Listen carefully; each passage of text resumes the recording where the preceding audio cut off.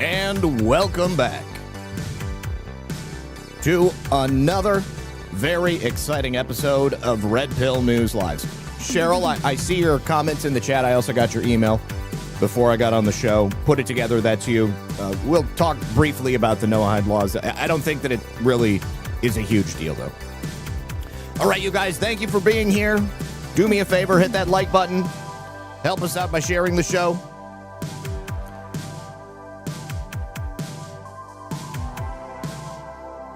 And if you would, say hello in the chat.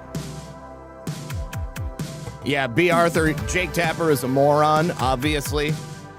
So stupid. You would think, I mean, he's not really a journalist, though, is he, guys? I mean, he's like, what's his name? From that stupid movie with Will Ferrell, where he just reads whatever is on the teleprompter. Anyways.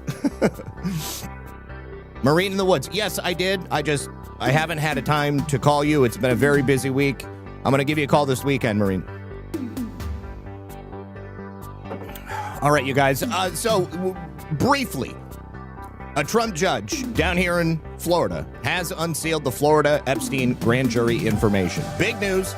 The last 3 attempts to unseal the Epstein grand jury stuff was shut down by Democrat-appointed judges.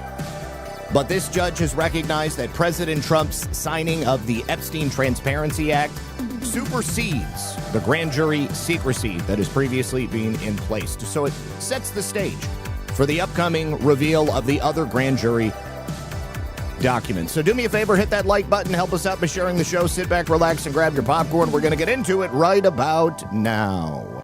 All right, so Kat, I see your anxiety in the chat about the Noahide laws, and I have heard people talking about the Noahide laws before. Now, this is really kind of just like a moral foundation that was allegedly given to Noah. It is a set of 7 universal moral commandments, all right? And I understand that the anxiety about it is because there was some official act of Congress back in 1991. I will explain that to you. But what I want to be very clear about is that the recognition by that Congress of these Noahide laws, they have no force in law. They have no jurisdiction over us and what we do. This is merely like, so this is obviously, it was supposedly given to Noah. And these are supposed to be a set of moral commandments that govern all people. It's just, again, just like a basic moral framework. Kind of like the 10 Commandments, but it's obviously not the 10 Commandments. So very briefly, what are the 7 Noahide laws? Do not worship idols. Do not blaspheme. Do not murder. Do not commit sexual immorality. Do not steal. Do not eat the limb of a living animal, and establish courts of justice. Okay, that's what they are. Now, whether or not you live your life by those tenets, that's up to you. Personally, I mean, I think that, in a basic sense, those are, some good things to work into your life. But where a lot of the anxiety comes from is in 1991, Congress passed a joint resolution. It was H.R. 104. All right. This was passed on March 26th of 1991. And what it did was, in part, recognize these principles of the 7 Noahide laws as things that people should pay attention to and should be worked into like the fabric of humanity. Now, there were some Jewish prominent people that were involved in this. Rabbi Menachem Schneerson of the Lubavitch movement, that has a whole separate set of concerns right there. But globally, what they want to do is to recognize these laws across all segments of the global population as foundational values of society simply. So what they did was simply recognize them in this Congress, this one particular Congress did, and what it did in effect was absolutely nothing. So whether or not you want to look to the Noahide laws as something that you want to base your life upon, that is a personal decision, and there is nothing in American law that says that you have to. There is nothing that you can do that will, put you in danger if you don't recognize the Noahide laws. Really, it's just, in my opinion, it's an attempt to tie the Judeo-Christian aspect of our shared values, that phrase that they love to use. But it means nothing. It means nothing, truly, at the end of the day. I mean, do I commit idolatry? No. Do I commit blasphemy? No. Do I have a sanctity for life? Absolutely. Do I cheat on my spouse? No. Do I steal? No. Do I eat the flesh of living animals? I mean, not until they're cooked. We've already got courts. So, I mean, like, if I'm going to be living my life by any particular foundations, it's going to be based upon the Ten Commandments. Everything else is superfluous in my mind. So whatever anxiety you have about this, I don't think that it's necessary.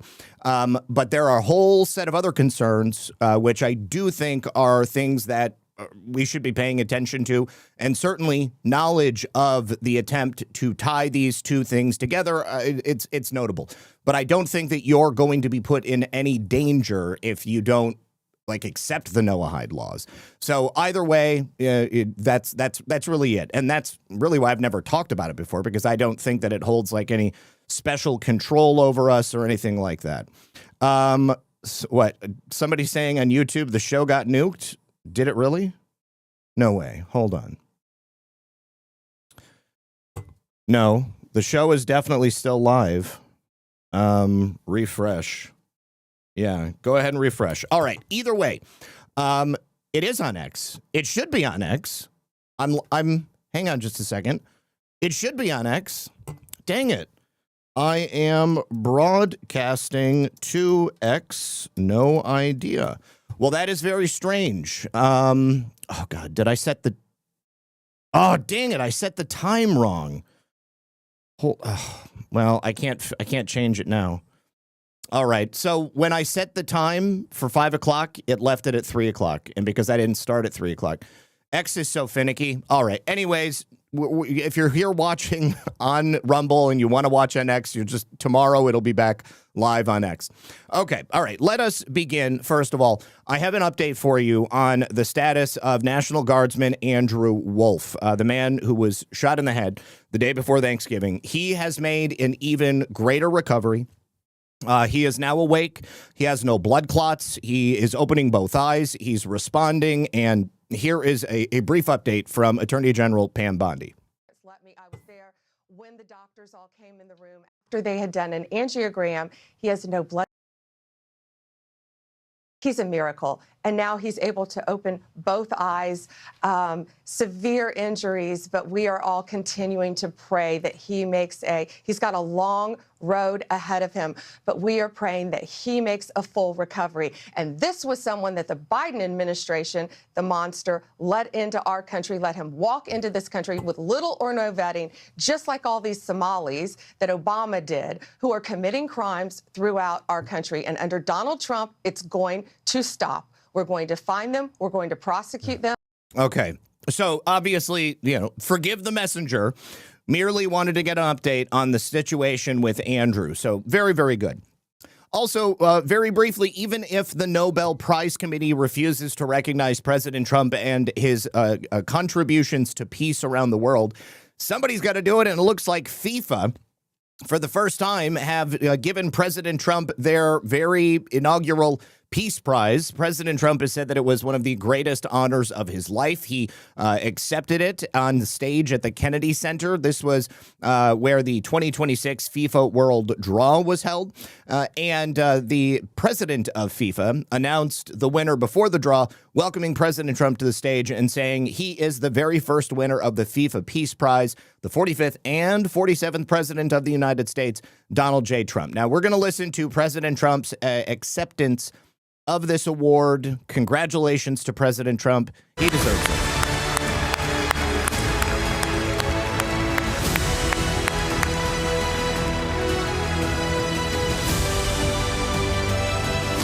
Thank you. Thank you, Mr. President. Mr. President, this is your prize. This is your Peace Prize. There is also a beautiful medal for you that you can wear everywhere you want to go. right now. Okay, let me hold. Fantastic. So if I could just say, the prize itself is just a little bit creepy. If you guys, if you can go ahead and take a close look at this, it seems to be a bunch of hands reaching up to grab the earth, maybe like kind of like Atlas. They are holding the world up. Maybe this is supposed to be President Trump's hands, and I don't know, maybe the hands of Melania, whoever else. I don't know who else, but President Trump accepting the medal and accepting the prize itself. Excellent. Beautiful, beautiful. Look at that gold. And you will receive also, of course, a certificate which reads out, and I would read it out with your permission, what are the reasons for you receiving this FIFA. Now, I know every time I mention the Nobel Prize Committee, people are like, F the Nobel Committee, they suck, that's for liberals. And this is the funny part to me, because the Nobel Prize is supposed to be given to people who have engaged in great accomplishments. In the case of the Nobel Peace Prize, it's supposed to be people who have brought the concept of peace to like the pinnacle that it can be. And if anybody has done that, it's been Donald Trump.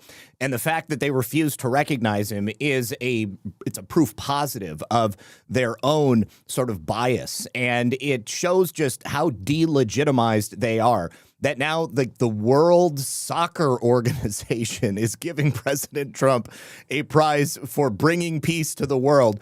You have made it possible for us to play football in every country of the world, and people will not kill each other. We love you, President Trump. Peace Prize, Football Unites the World. So the FIFA Peace Prize is presented annually on behalf of the billions of football-loving people from around the world to a distinguished individual who exemplifies an unwavering commitment to Kat, I will respond to you by email, sure, after the show, though. advancing peace and unity throughout the world through their notable leadership and action. And therefore, FIFA, the Fédération Internationale de Football Association, awards the 2025 FIFA Peace Prize, Football Unites the World, to Donald J. Trump, President of the United States of America, in recognition of his exceptional and extraordinary actions to promote peace and unity around the world. Friday, December 5th, 2025. Bellissima! I love the president. He's done so much good stuff. Yes, footballers understand. This is obviously a much bigger deal than a stinky little Nobel Prize medal, which is probably not even made out of gold. All right. And just as President Trump is being recognized for his contributions to the world and to peace, the First Lady, Melania Trump, was also recognized by the next generation of people who will be taking over the world. In this instance, a little girl who could not contain herself. First Lady Melania Trump visited the National Children's Hospital in Washington, D.C. I never saw Jill Biden, never saw Big Mike visiting the National Children's Hospital. Melania, of course, was as stunning as always. She is a vision no matter what she wears. And here is Melania visiting with these children. So sweet, very heartwarming. One moment, and we'll just get past this stinking ad.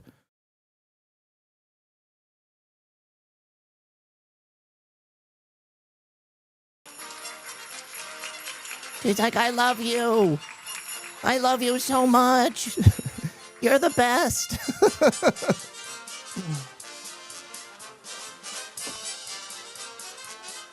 Melania's got such a good heart.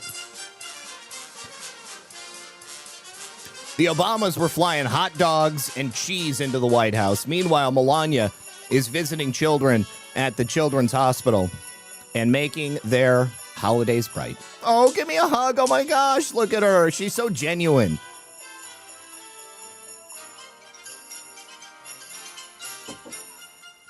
Aw.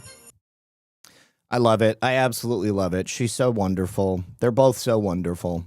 All right. Now, yesterday we talked about Jenna Griswold, the Secretary of State of Colorado. And now that we have suggested perhaps Jenna Griswold is about to be indicted, Jared Polis, the Democrat governor of Colorado, has firmly suggested that he in no way will consider moving Tina Peters to federal custody. Now that this is the case, perhaps it will become necessary for the federal government to do something a little bit more forceful. But for the moment, Tina Peters is going to be forced to languish in a Colorado state prison, despite her age, despite her health, despite the fact that she is, in fact, a federal whistleblower. I really am looking forward to seeing what the federal government is going to do here, because it seems that their efforts to secure election security throughout the United States is ramping up. Now, we also have a little bit of bittersweet news, because a second Virginia grand jury has refused to indict Letitia James.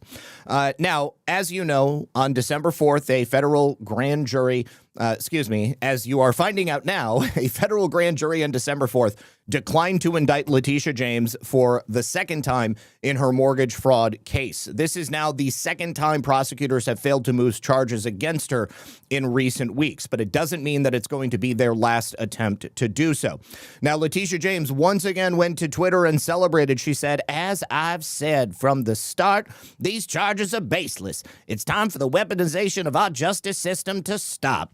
But everybody knows, because we've seen the evidence, Letitia James is guilty of mortgage fraud. My question is, why does the government not put together a racketeering case based upon this? Because what we have is a pattern of abuse. Letitia James engaging in mortgage fraud from sea to shining sea, from the river to the sea. Pkwy James is engaging in mortgage fraud. It would seem that there is an organized effort that she and her financial people are engaging in to make sure that she consistently fleeces the American public. So, after the dismissal of the first case, the Department of Justice represented the same case that had already come back with an indictment to a new grand jury 10 days later. But for some reason, that second grand jury declined to indict. Now, sources who are familiar with the proceedings that took place inside that grand jury room told reporters that while this constitutes a setback for prosecutors, the door is not shut. Another grand jury or a different prosecutorial strategy still remains possible. So this sequence underscores just how difficult it is to prosecute Democrats for any wrongdoing. We've got biases that exist not only among the judiciary, but also among the jury pools. And when you go to a liberal jury pool such as this, it may become very, very difficult to get an indictment for someone who has clearly broken the law. You combine this with the phenomenon of juries being largely simply Democrat voters who often seek to protect Democrat officials, and it becomes much easier for Democrats to completely ignore the law in whatever way they want to. In recent years, we've had James Comey and Robert Hur even cite these types of juries as reasons why they simply didn't want to bring charges against people like Hillary Clinton or Joe Biden. They just said, well, the jury is not going to allow the charges to stand. That original indictment against Letitia James accused her of 2 federal crimes, again, bank fraud, and then making false statements to a financial institution. And according to prosecutors, when Letitia Pkwy James took out a mortgage on a Virginia property back in 2020, she stated on the loan documents that the property would be a second home.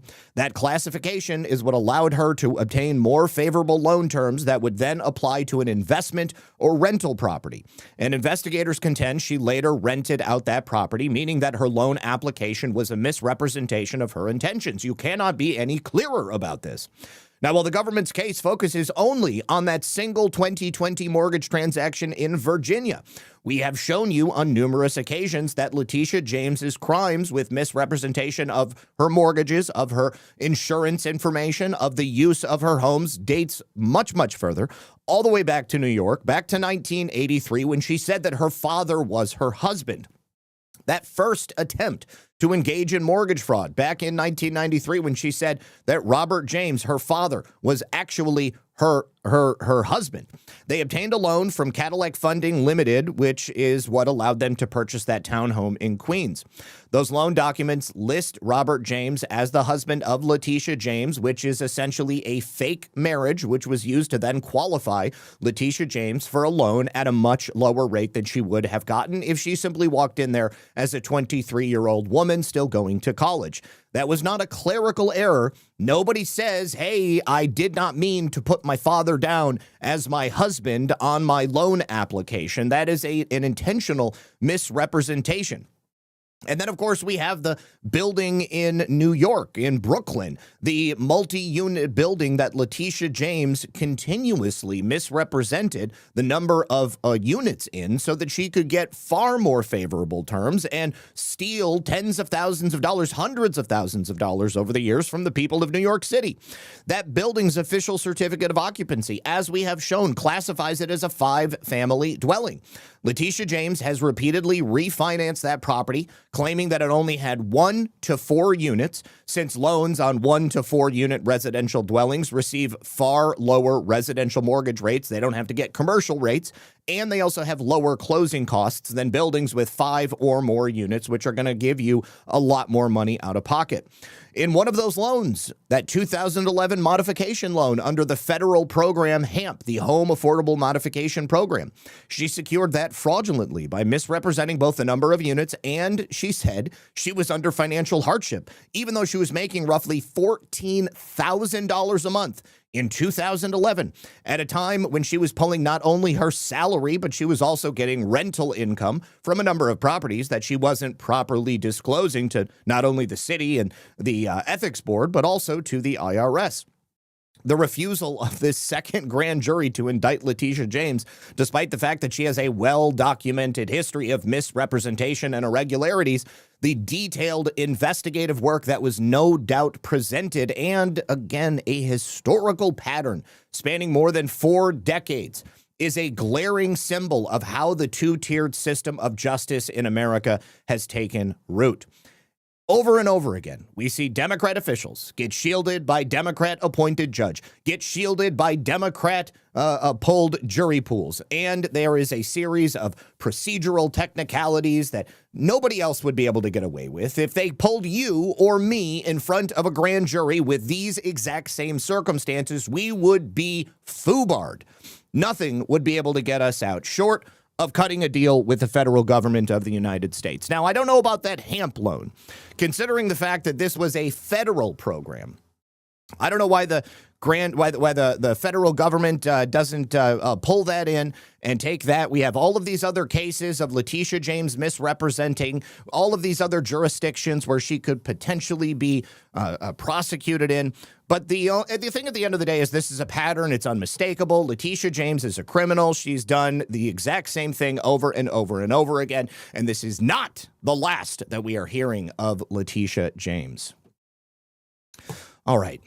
Jeffrey Epstein, a federal judge, earlier today, unsealed the Jeffrey Epstein grand jury records in Fort Lauderdale, Florida.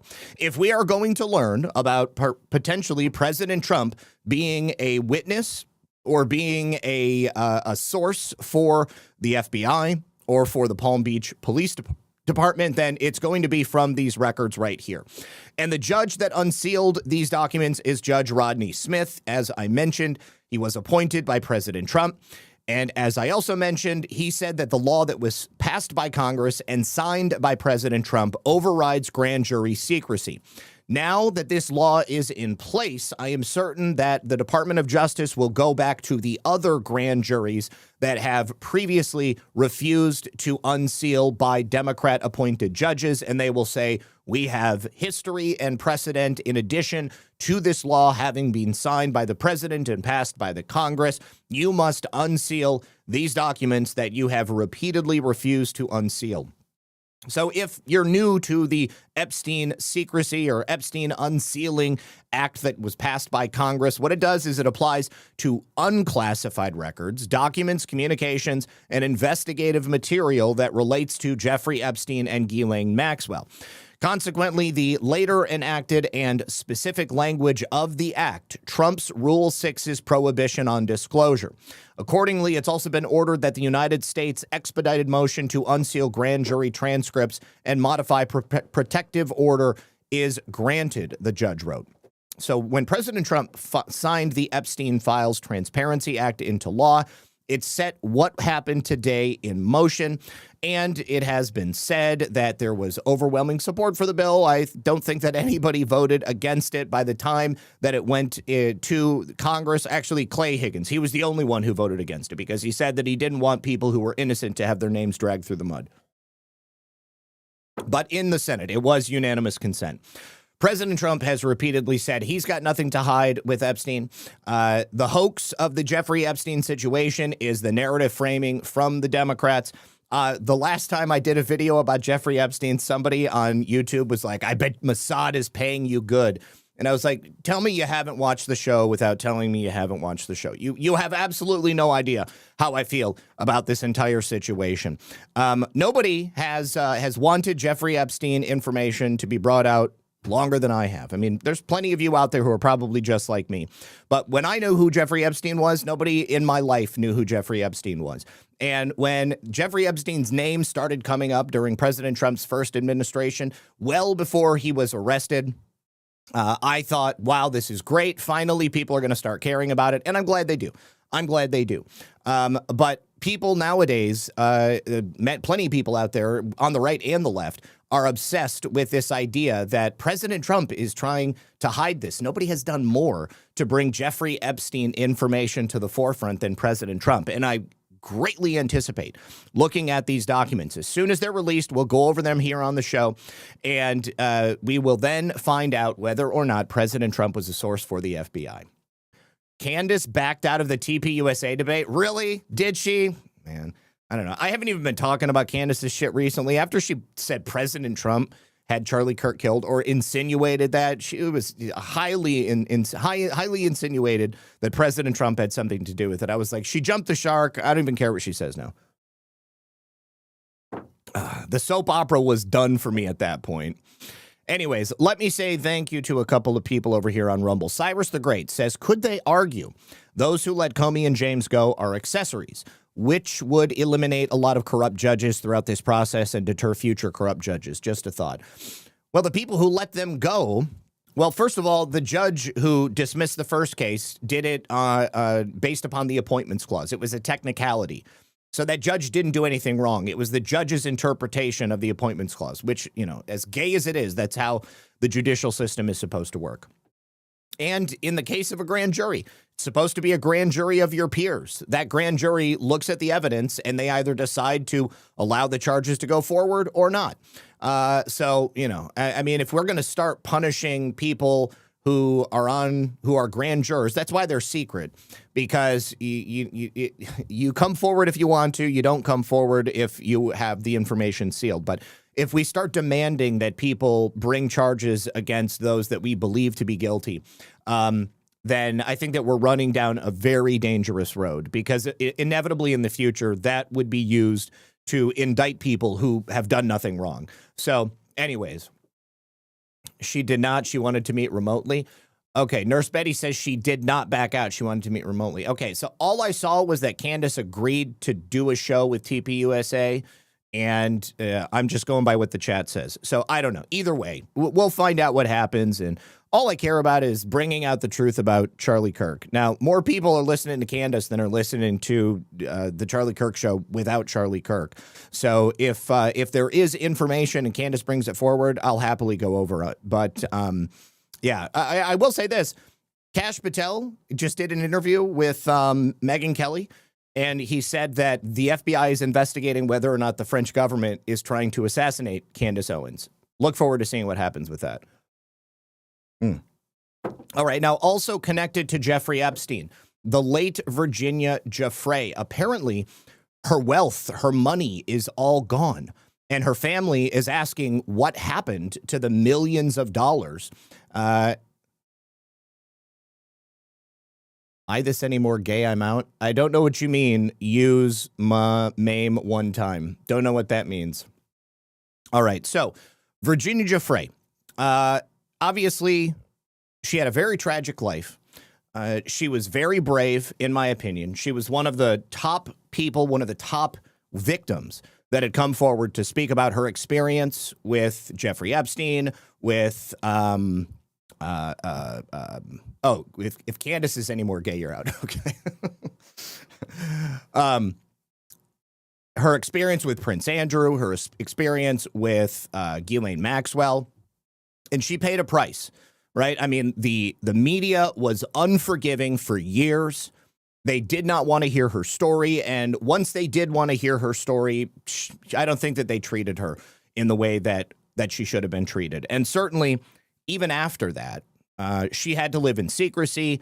We don't know much about her personal life other than, she was married and she had children, and it appears that perhaps that marriage was fraught with difficulty as well, as oftentimes people who have great trauma have difficulty engaging in, intense personal relationships like that. And then, of course, there is the whole circumstance surrounding her tragic and mysterious passing. The accident, she said that she was hit by a bus, and then the police came forward and they said there was no accident, or if there was an accident, it was very mild. It looked to me more like somebody had beaten Virginia very badly, and certainly the injuries that they were discussing internally were more consistent with somebody having beat the living hell out of her. So I find it more likely that rather than having died from a hit and run with a bus or some type of a car accident, I think that, in my opinion, Virginia Giuffre was likely silenced by people who knew that very soon she was going to be one of the only people who would be able to comment on all of this Epstein stuff coming out. And so they wanted to get rid of her before she had the opportunity to do that. But we still have a lot of questions. So she had apparently been given around $22 million as part of her settlement funds, which I believe came from the Epstein estate and also from Chase Bank. And then there was also a $12 million lawsuit settlement from Prince Andrew. So we're talking, $34 million, somewhere around there that should have been in her accounts when she died. However, her family is just determining from court documents that have been filed in the battle over her estate that she was only worth approximately 472,000 Australian dollars when she died. That's about 233,000 pounds, maybe closer to $200,000. That is a legal threshold that dictates how assets in Australia are divided when there is no will, and it may increase when more assets are discovered. So her family is saying, where is the money? What happened to that money? And they are actively at war with her husband, Robert Giuffre. He had filed for divorce 2 months before she died. And because there is no will, and they were still married at the time that she passed, then ostensibly her entire estate would go to him and the children. But relatives and friends are saying that Virginia and her husband having split, she wanted him to get nothing when she died. That's not surprising. If they were in a state of disarray, they were no longer in love, of course she wouldn't want him to get anything. However, they are saying that she had actually changed her will because she had accused him of domestic abuse. Now, that domestic abuse is also noted in the book that came out posthumously as well.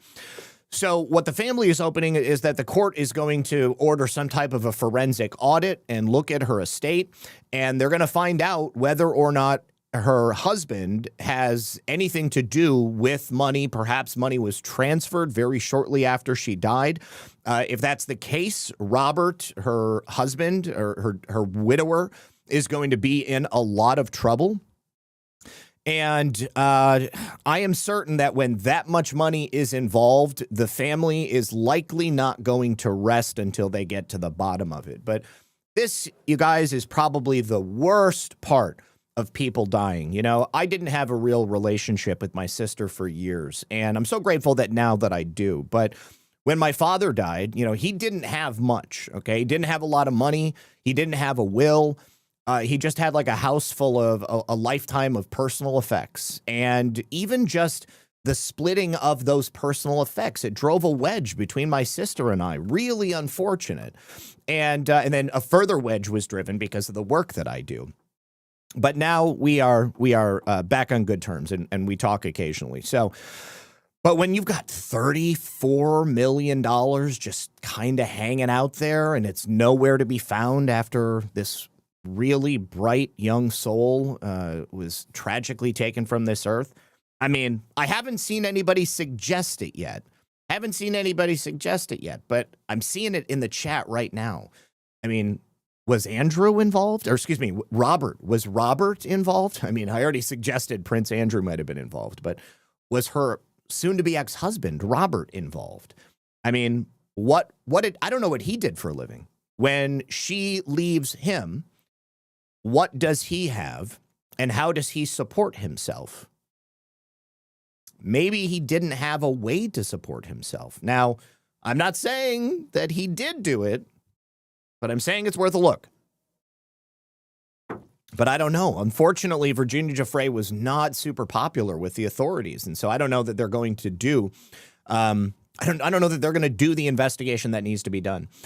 Gentry's Garage says, my take on Candace is that she was too close to the truth, and the black hats started feeding her bad info that would turn the MAGA base against her. On Virginia, it's strange that Prince Andrew came out of hiding after her death. I don't find it to be that strange. I mean, she was the only person who was ever going to say things publicly about Prince Andrew. So once she was gone, he's got nothing to worry about. So yeah, I think that Virginia Giuffre leaving the scene was totally natural for Prince Andrew to come back out. But I think that's a pretty good take. It is entirely possible that Candace may have been started to have bad information fed to her. Sean Joe, thank you for one cookie and 2 cans, buddy. I appreciate it.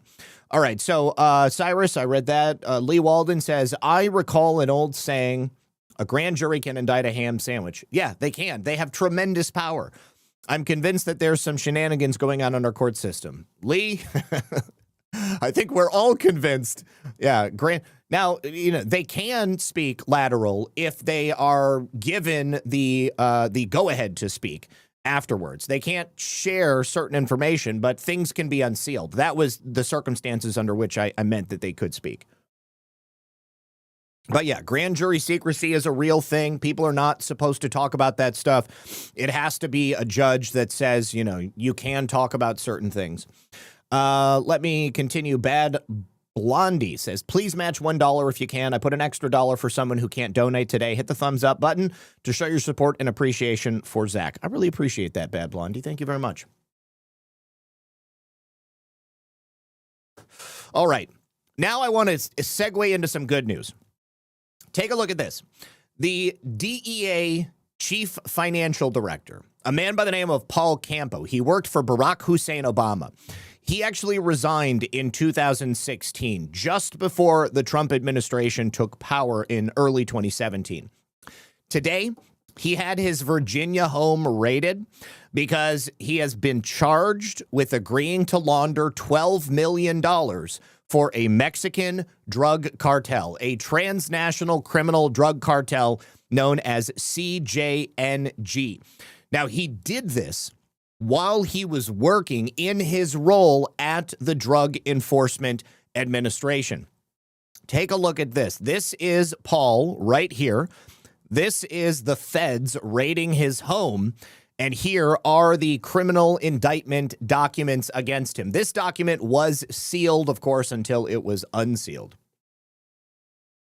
From at least in or about December of 2024 up until and through at least November of 2025, Paul Campo and his co-defendant Robert Sensi, the others and others known and unknown, participated in a scheme to launder money and traffic drugs for the Jalisco New Generation Cartel, a.k.a.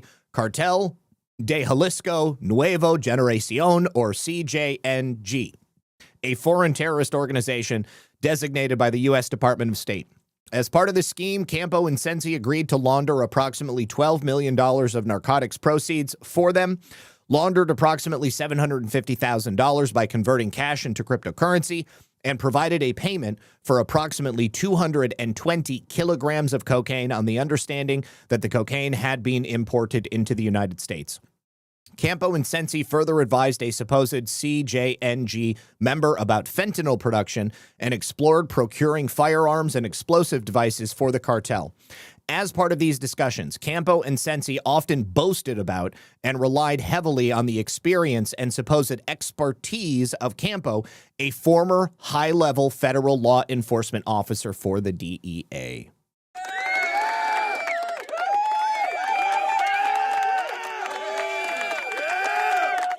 We got you. We got you, Campo. Now, this is the kind of defendant you want to see, because this guy, in my opinion, likely was involved with others and would want to sing to the feds about who he was doing business with so that he doesn't spend the rest of his natural life behind bars in a federal supermax. Skank Hunt says, thanks for the best evening show on Rumble, Zach. Thank you so much. I appreciate you, my friend. Thank you for that generous donation. Now, Thick Ray says, my man, love you, bro. You're the best. Keep up the great work. You take me back to the 70s. Hashtag the truth is loose. I love it. Lee Walden also says, F around, find out, private yacht fund. Thank you, sir. I appreciate you. So, yes, I look forward to following up on the story about Paul Campo and his co-defendants. We'll see what happens with that. We also have an update in the Seditious Six case. It would appear that these lawmakers who produced that seditious video implying that soldiers should not follow orders, thereby violating not only the Uniform Code of Military Justice and engaging in sedition and also attempting to influence members of the military, it would appear that they have now been found to have been heavily involved in money laundering.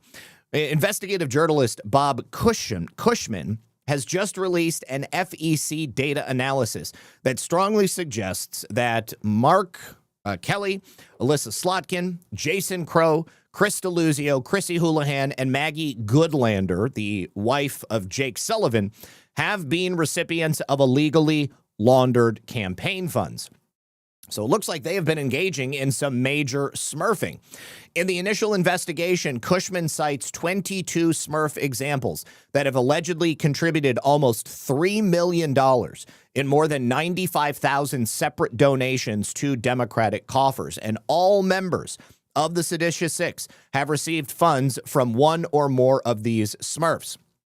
This, in my opinion, is going to directly tie into the Act Blue investigation. Don't forget, some time ago, President Trump had declared to the DOJ that the investigation into Act Blue needed to begin.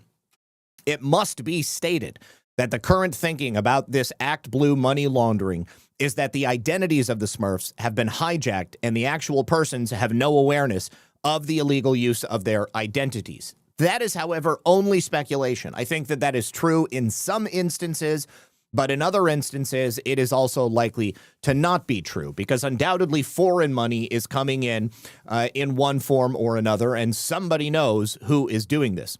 Now, there have been live interviews between James O'Keefe, Charlie LaDuff from Detroit, and Bob Cushman showing that many of these people who have had their names used simply were unaware, and they do consider it to be identity theft.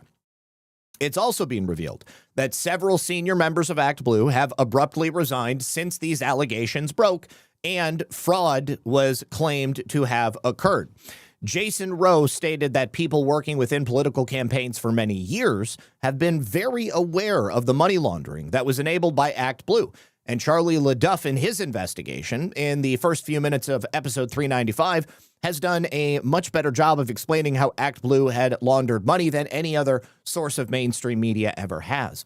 Thank you so much to Bad Blondie for gifting those 5 subscriptions to members of Red Pill News over there on Rumble. Appreciate you.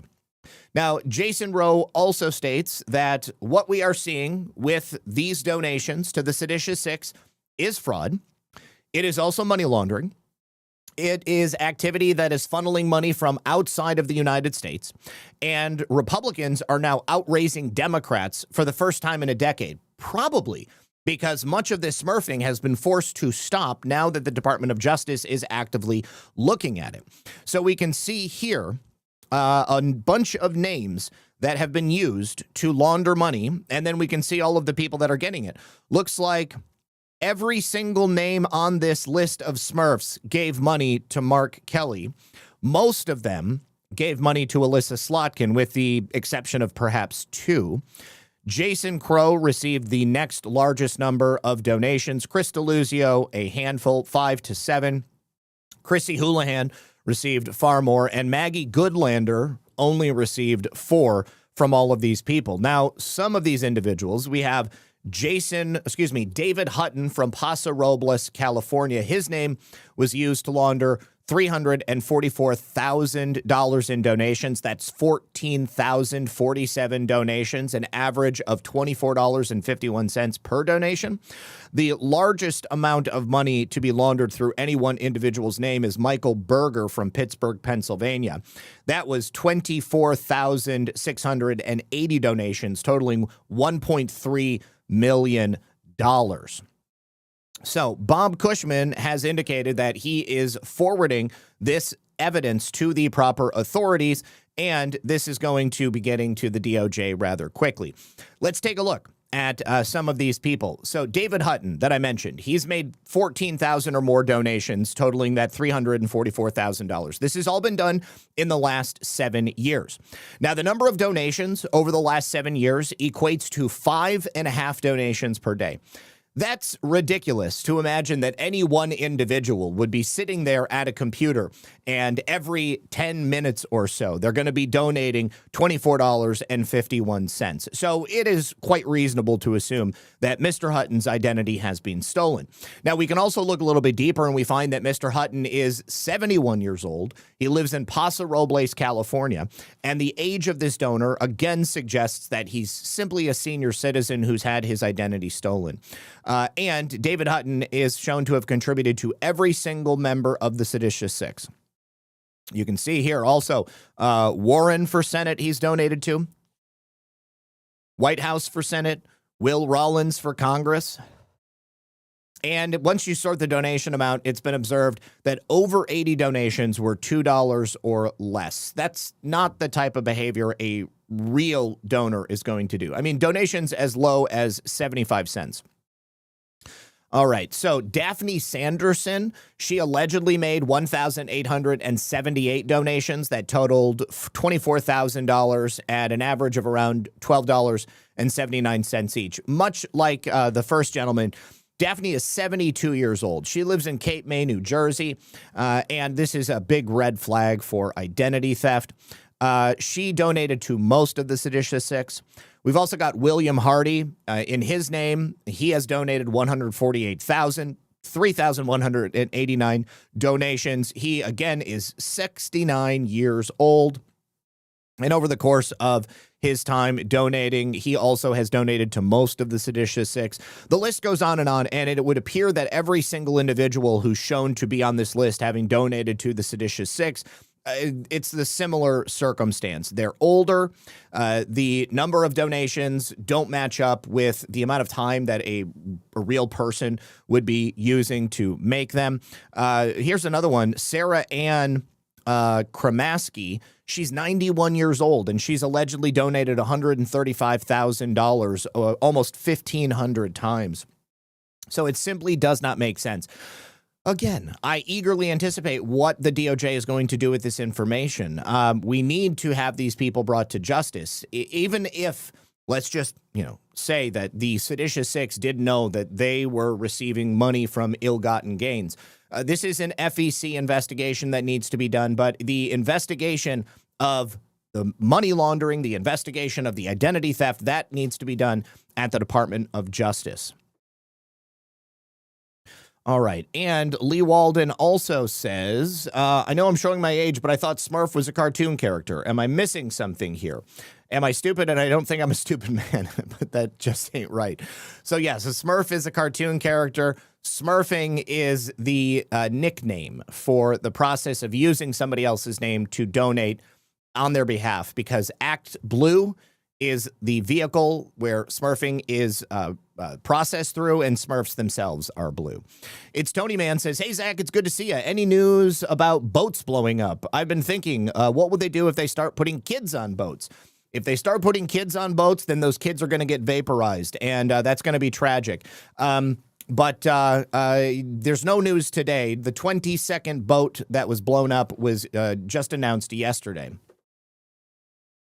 All right, I recall Mike Gill having the Pandora Papers. He claimed Act Blue shared with O'Keefe, affiliated with New Hampshire and Vermont Mafia. Big-time money laundering, more to consider.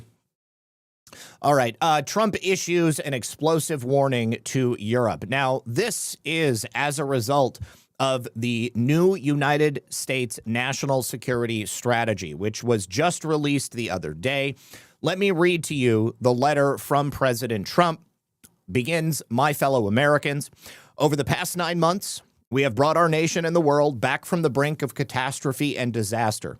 After 4 years of weakness, extremism, and deadly failures, my administration has moved with urgency and historic speed to restore American strength at home and abroad and bring peace and stability to our world. No administration in history has achieved so dramatic a turnaround in so short a time. Starting on my first day in office, we restored the sovereign borders of the United States and deployed the U.S. military to stop the invasion of our country. We got radical gender ideology and woke lunacy out of our armed forces and began strengthening our military with $1 trillion of investment. We rebuilt our alliances and got our allies to contribute more to our common defense, including a historic commitment from NATO countries to raise defense spending from 2 to 5% of GDP. We unleashed American energy production to reclaim our independence and imposed historic tariffs to bring critical industries back home. In Operation Midnight Hammer, we obliterated Iran's nuclear enrichment capacity. I declared the drug cartels and savage foreign gangs operating in our region as foreign terrorist organizations. And over the course of just 8 months, we settled 8 raging conflicts, including Cambodia and Thailand, Kosovo and Serbia, the Democratic Republic of Congo and Rwanda, Pakistan and India, Israel and Iran, Egypt and Ethiopia, Armenia and Azerbaijan, and ended the war in Gaza with all living hostages returned to families. America is strong and respected again, and because of that, we are making peace all over the world. In everything we do, we are putting America first. Now, what follows is a national security strategy to describe and build upon the extraordinary strides we have made. This document is a roadmap to ensure that America remains the greatest and most successful nation in human history, and the home of freedom on earth. In the years ahead, we will continue to develop every dimension of our national strength, and we will make America safer, richer, freer, greater, and more powerful than ever before. So in this article, President Trump is specifically sending a warning to Western Europe, warning that they face civilizational erasure. Now, this is due in large part to their unrestricted migration that we are now putting a stop to here in the United States. The U.S. National Security Strategy, in that document that I referenced just a moment ago, it says that Europe is facing economic issues, and these are eclipsed by the real and more stark prospect of civilizational erasure within the coming decades. Now, also included in this document are reprimands about censorship, attacks on free speech, with many countries like Germany, France, and the United Kingdom actively criminalizing their citizens for criticizing progressive ideas. In the document, President Trump writes, the larger issue facing Europe includes activities of the European Union and other transnational bodies that undermine political liberty and sovereignty, migration policies that are transforming the continent and creating strife, censorship of free speech and suppression of political opposition, cratering birth rates, and loss of national identities and self-confidence. Now, the document also celebrates the rise of patriotic parties across Europe, parties like the AfD, the Alternative for Germany, Spain's Vox Party, France's National Rally, and Britain's Reform Party. America encourages its political allies in Europe to promote this revival of spirit, and the growing influence of patriotic European parties indeed gives cause for great optimism. And it also warns that white people may end up being made minorities in their own homelands. Over the long term, it is more plausible that within a few decades, at the latest, certain NATO members will become majority non-European. That is something that, in my opinion, cannot be allowed to happen. The warnings will likely be met with dismay among many European governments, most of which remain fully committed to continuing mass immigration and essentially slaughtering their own citizens with the replacement of European culture, mostly with Islamic theocracy. Now, responding to the strategy document earlier today, German Foreign Minister Johann Wadeful criticized the raising of questions of freedom of expression or the organization of free societies. We see ourselves as being able to discuss and debate these matters entirely on our own in the future, and we do not need outside advice. Well, in the exact same way, the United States does not require the outside advice of nations that seek to murder their own civilians and also in the process destroying their own culture. One of the other things that the document goes into is suggesting that in the near future, Europe is essentially no longer going to be an essential ally of the United States, largely because they are destroying themselves. Here is an interesting passage right here. Introduction, what is American strategy? And it begins, how American strategy went astray. To ensure that America remains the world's strongest, richest, most powerful, most successful country for decades to come, our country needs a coherent, focused strategy for how we interact with the world. And to get that right, all Americans need to know what exactly it is that we are trying to do and why. A strategy is a concrete, realistic plan that explains the essential connection between ends and means. It begins from an accurate assessment of what is desired and what tools are available or can realistically be created to achieve those desired outcomes. A strategy must evaluate, sort, and prioritize. Not every country, region, issue, or cause, however worthy, can be the focus of American strategy. The purpose of foreign policy is the protection of core national interests. That is the sole focus of this strategy. So what essentially President Trump is saying is that for years, for generations, American strategy has been looking outward. And now, from here forward, American strategy will be looking inward. No longer are we going to be engaging in soft power projection into other countries. No longer are we going to be dumping money into other countries. No longer is it the responsibility of America to uplift governments and people in other nations. No, we have to do that for ourselves. Otherwise, we're never going to be able to be there for anybody else. American strategies since the end of the Cold War have fallen short. There have been laundry lists of wishes or desired ends stated, but they have not clearly defined what we want. Instead, they have merely been vague platitudes, and they've often misjudged what we should want.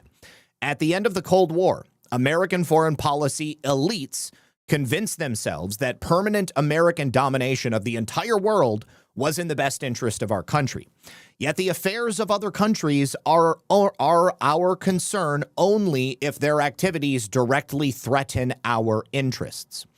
Our elites badly miscalculated America's willingness to forever shoulder global burdens to which the American people saw no connection to the national interest. They overestimated America's ability to fund simultaneously a massive welfare regulatory administrative state alongside a massive military, diplomatic, intelligence, and foreign aid complex. They placed hugely misguided and destructive bets on globalism and so-called free trade that hollowed out the very middle class and industrial base on which American economic and military preeminence depend. They allowed allies and partners to offload the cost of their defense onto the American people, and sometimes to suck us into conflicts and controversies central to their interests, but peripheral or irrelevant to our own.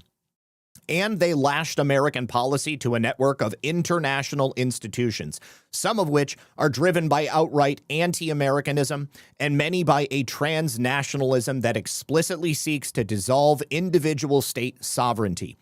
In sum, not only did our elites pursue a fundamentally undesirable and impossible goal, in doing so, they undermined the very means necessary to achieve that goal, the character of our nation upon which its power, wealth, and decency were built. So President Trump is pulling a hard right, a major course correction on everything that underlies the way that America behaves, not only here in America, but also abroad.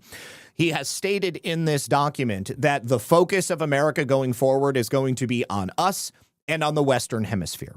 It's no longer our responsibility to take care of every other nation on earth. And I cannot tell you how long I have waited for a leader to say something along these lines. America is back, bitches. America is back. And it's all due to President Trump. All right. Now, we do have an announcement from Harmeet Dillon that I would like to tell you guys about, because Harmeet Dillon has been doing some incredible work when it comes to settling the issues in our election system. So before I jump into that, I just have a very quick message from our friends over here on Rumble. You guys, I asked this question the other day, but I think it's worth asking again. What do you give someone who already has everything? Well, you give them the sizzle. Chicago Steak Company. Go to mychicagosteak.com and use the code SANTA229. We're talking the top 2% of beef in America.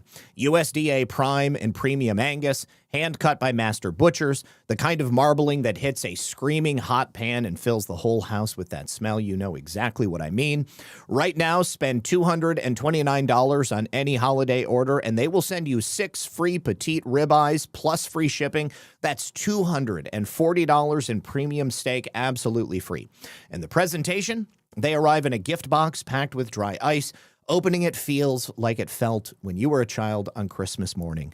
This isn't another sweater. It's a dinner that becomes a memory. So head on over to mychicagosteak.com. Use the promo code SANTA29. Once again, that's SANTA 229.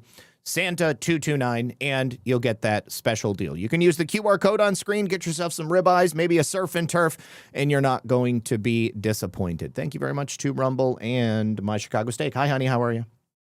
Figure out what we're eating for dinner. I'm starving. Okay. Now, you got food? Okay, cool. All right. So Harmeet Dillon has put out a video explaining exactly what she and the Civil Rights Division have been doing. She wants you to know that, yes, they are cleaning the voter rolls, and this will be done before the 2026 midterms. Let's take a listen to Ms. Dillon describe what they have been doing. Hi, I'm Harmeet Dillon, Assistant Attorney General for Civil Rights, and I'm here to share an important update about one of my many important duties here at the DOJ, which is enforcing our federal election laws. Here's some facts and figures for you. In the last 8 months, the DOJ has reached out to all 50 states, asking them to share their voter rolls with us so that we can help them comply with the Help America Vote Act, which requires states to maintain clean voter rolls. 4 states complied voluntarily. We sued North Carolina early on, and they are checking the voter records of 100,000 voters who were improperly enrolled on their voter rolls, and they're going to fix their problem voluntarily. We have an agreement in place almost with another dozen states, and I expect very soon we'll be looking at their voter data and comparing. Harmeet Dillon is set in her job. There is no court challenge that can remove Harmeet Dillon from her position. It with our records and helping them clean up those voter rolls. Now we have 15 lawsuits pending against 14 states. That's right, California got sued twice, and we are in litigation with them. They're refusing to provide their records, even though many of these states voluntarily provide their voter rolls to nonprofit groups like ERIC and even other groups. And so we are going to make sure that we get to the bottom of those, and then we're going to get to the rest of the states. So we're engaged with nearly 30 states. Here's what we found so far. We've checked 47.5 million voter records. We've found 260,000 plus dead people enrolled in the state's voter rolls, which is pretty concerning. They're going to be removed with the help of the DOJ. And finally, that there are several thousand non-citizens who are enrolled to vote in federal elections. This is all right. Now, every number that she's talking about does not include the states, the 26 or so states that she mentioned that are currently being sued by the federal government that have thus far refused to hand over their information. Those are the blue states. Those are the states where you're going to see many more millions of ineligible voters that are currently on those voter rolls, places like Michigan, etc. Now, I see people in the chat, oh, it never stopped them before. Why would they stop now? This is the very first time in history that any administration has ever done what they are doing right now, forcing the states to clean the voter rolls. This is the law. This is the precedent. This is something that could have been done before, but nobody else had the will to ever do it before. So this is the way it should be, but it's unprecedented because it's never happened in the past. Very concerning. And the DOJ is partnering with local law enforcement where appropriate to prosecute people who have unlawfully voted in our elections. Even one person voting who shouldn't have voted. Did I just hear a fire alarm? Harmy, what are you? You're slipping, girl. Hold on. To prosecute people who have unlawfully voted in our elections. Even one person voting who shouldn't have voted is one too many, because every citizen is entitled to one person, one vote assumption that their vote is being counted equally and only with other American citizens. We will not rest at this DOJ with the leadership of the Attorney General, Pam Bondi, until we complete this project and provide confidence to all American voters that the rolls are clean and the elections are free and fair. Thanks so much. All right. So this is just a transcript of everything that she said in the video, so we don't need to go back over it, but I just thought that it was pertinent to let you guys know that this is happening. We also have Dr. Oz responding to the news that we received yesterday about the massive fraud that's taking place in Obamacare, and they are also addressing that. He wants to let everyone know. Got a couple of more thank yous over here on Rumble. Let me say thank you to American Patriot. Hope you and Lisa and family and everyone in the chat are well and having a great day. God bless you, and thank you for everything you do. Where we go, one we go all. Thank you so much, my friend. I appreciate you. ZBM says, Merry Christmas, Red Pill 78. I've been curious, whatever happened to the attacks on Ugandan Christians? I think it was Nigerian Christians, but President Trump they were working on some diplomatic thing, but I haven't heard anything new about it. So have they stopped? Yes or no? I can't say for certain. Hope you're enjoying your Christmas season. Thank you so much. Yes, I am. God bless and cheers. IHOF 440 says the greatest psyop of all time at this moment. There are others, and are that Caucasians have been convinced that they are not the true minority of the world. They are not the true minority of the world. What? I'm not saying that Caucasians are not a minority. I don't know what the demographics are, but what we're talking about in terms of that statement that was made earlier was people who are not native to those lands being moved in, making Caucasians the minorities in those countries, which of course is going to stifle the culture of those nations. Think like Ireland, the UK, Germany, France, et cetera, et cetera. And then AKA Lou 9 says, Merry Christmas, Zach and Mrs. Love your program, even though I don't chat much. I wish someone would fix Illinois. Illinois is one of those states that are being sued, so that will be fixed. Keep speaking truth. Thank you so much, Lou. I appreciate you. And thank you to Sean Joe for 2 cookies, Redgun 51 for a can, Sean Joe for a cookie, and Sir Lurks a lot for some shades. Thank you so much. Let's hear from Dr. Oz on the Obamacare fraud. The Government Accountability Office just released a shocking interim report on widespread fraud within Obamacare. Let me explain what's going on. During the pandemic, the previous administration took a variety of actions that weakened crucial safeguards. For example, they eliminated common sense income verification, which are central to making sure people actually qualify for the program. They also expanded the number of people who got completely free health insurance via what are called $0 premium plans, which is a huge problem because if you don't pay anything for a plan, you might forget that you have it, or you may be enrolled in it by an unscrupulous insurance broker without your knowledge. To date, we've received complaints from hundreds of thousands of Americans who didn't know they were enrolled in an Obamacare plan until they got paperwork from the IRS related to their tax credits. So, why was this allowed to happen? Because the past administration prioritized achieving big program enrollment numbers over protecting program integrity. The problem here is that you, the American taxpayer, are footing the bill for all of this fraud in the form of tax subsidies. Under President Trump and Secretary Kennedy, we are not sitting idly by. We've uncovered 4.4 million improper enrollments, including roughly 1.6 million individuals who were enrolled in both Medicaid and an Obamacare plan in 2024, which taxpayers, by the way, are footing the bill in both of these cases. You get double insurance. You're not paying for either.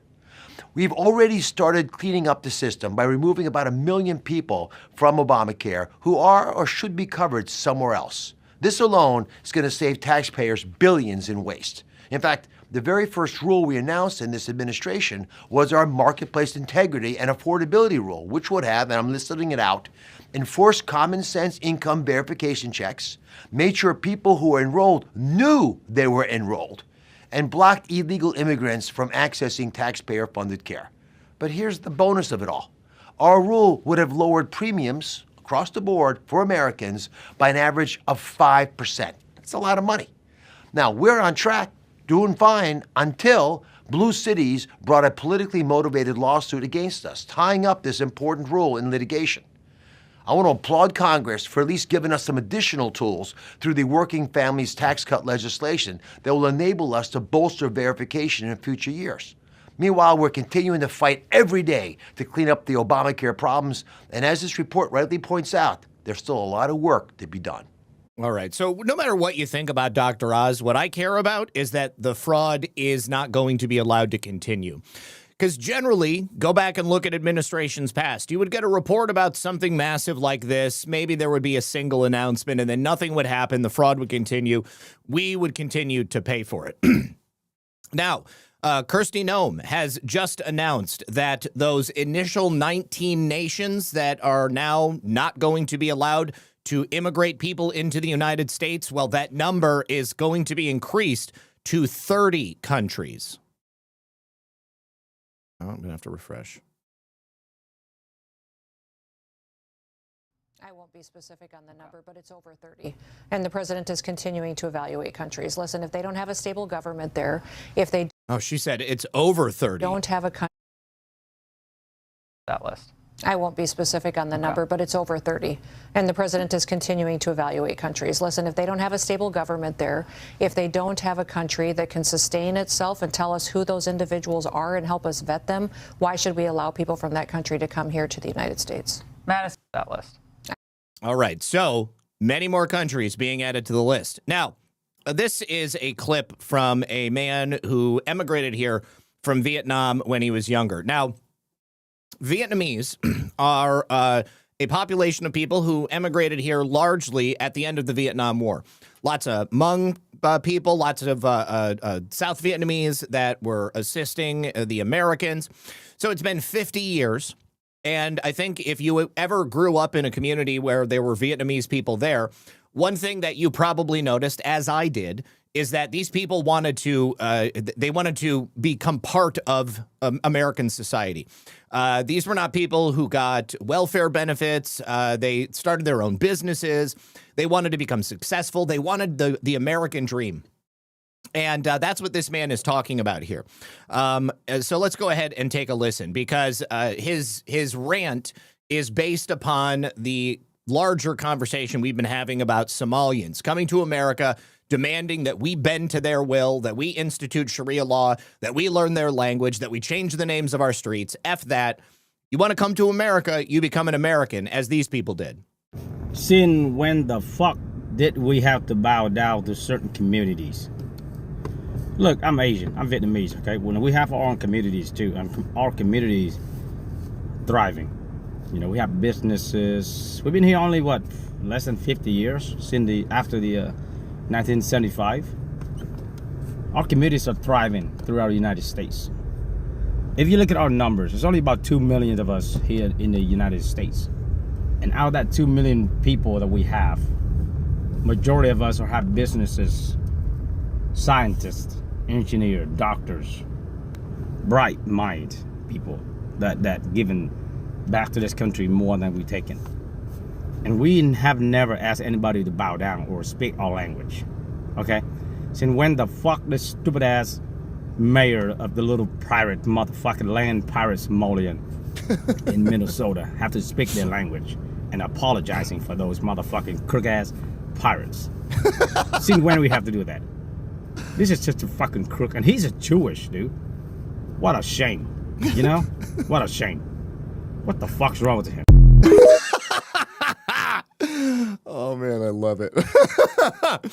All right. Now, I didn't talk about this, but the Old State Saloon in Idaho recently put forth a new program where if you can come in and prove to them that you reported illegal aliens in the area, then they will give you free beer for a month. The very first man to accept this offer is the gentleman right here.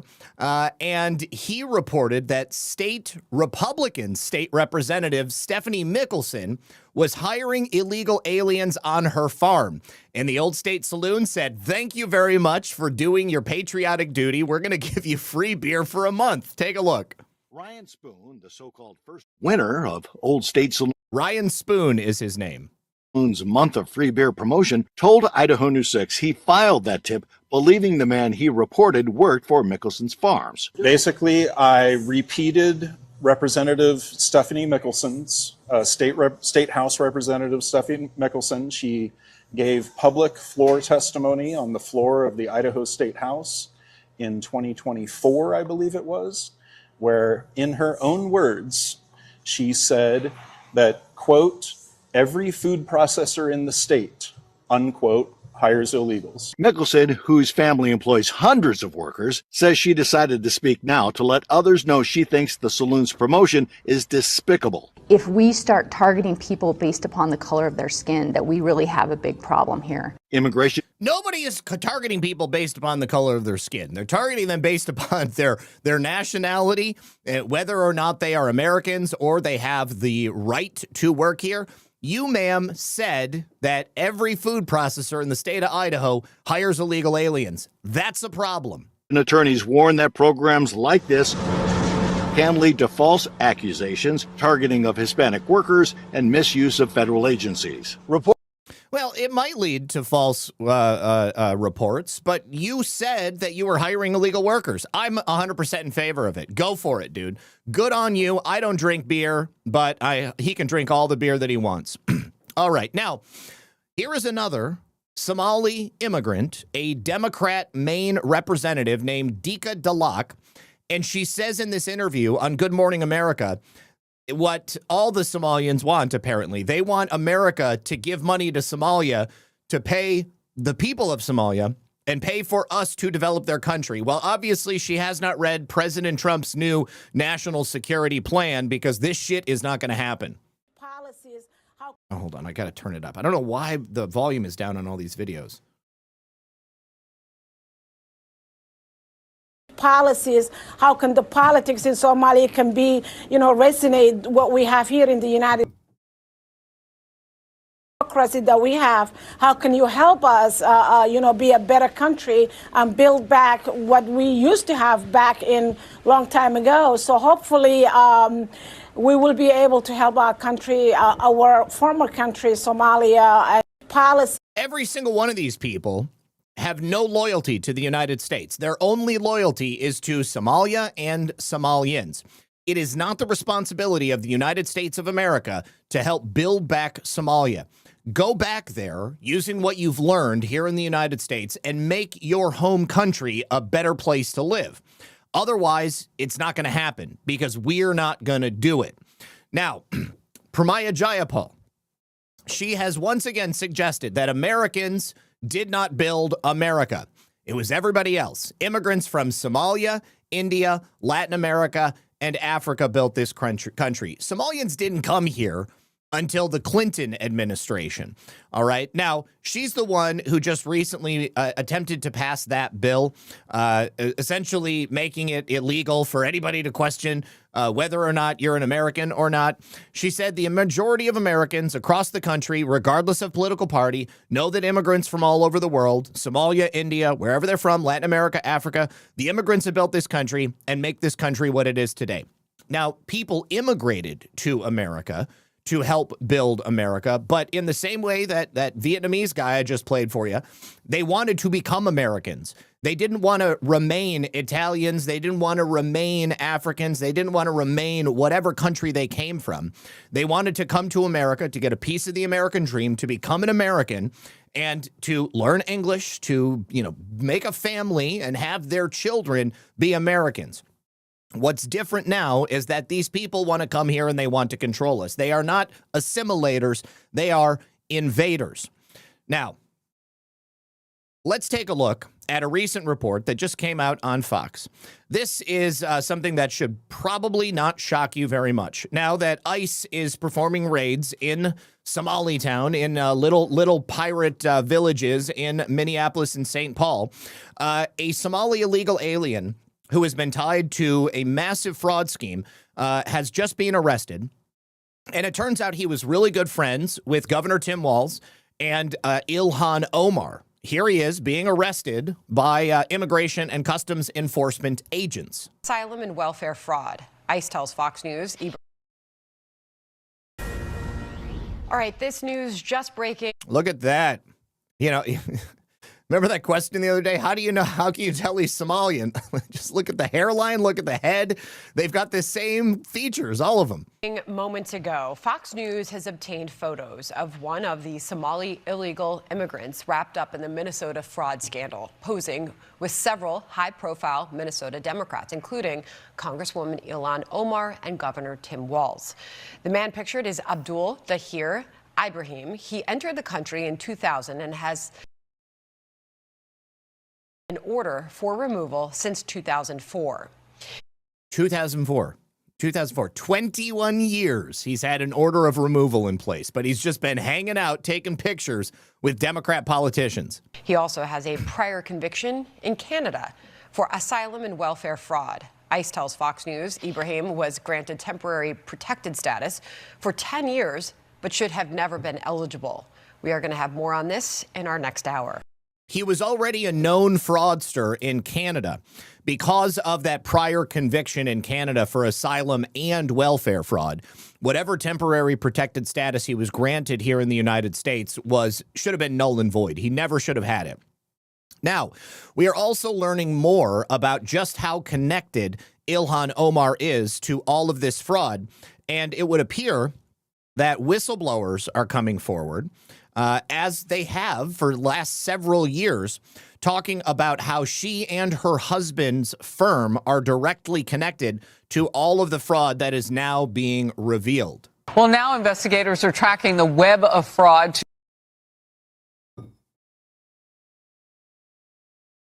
Hold on, I got to do refresh again. Well, now investigators are tracking the web of fraud to other Minnesota Democrats, such as Congresswoman Ilhan Omar. Many of the suspects. Bill Clinton, Debbie Roush, Bill Clinton promised Minnesota to the Somalis. Suspects linked to the scheme live in her district, including a restaurant owner who hosted events for her. He has since been convicted of stealing $12 million in COVID funds. Well, now investigators are tracking the web of fraud.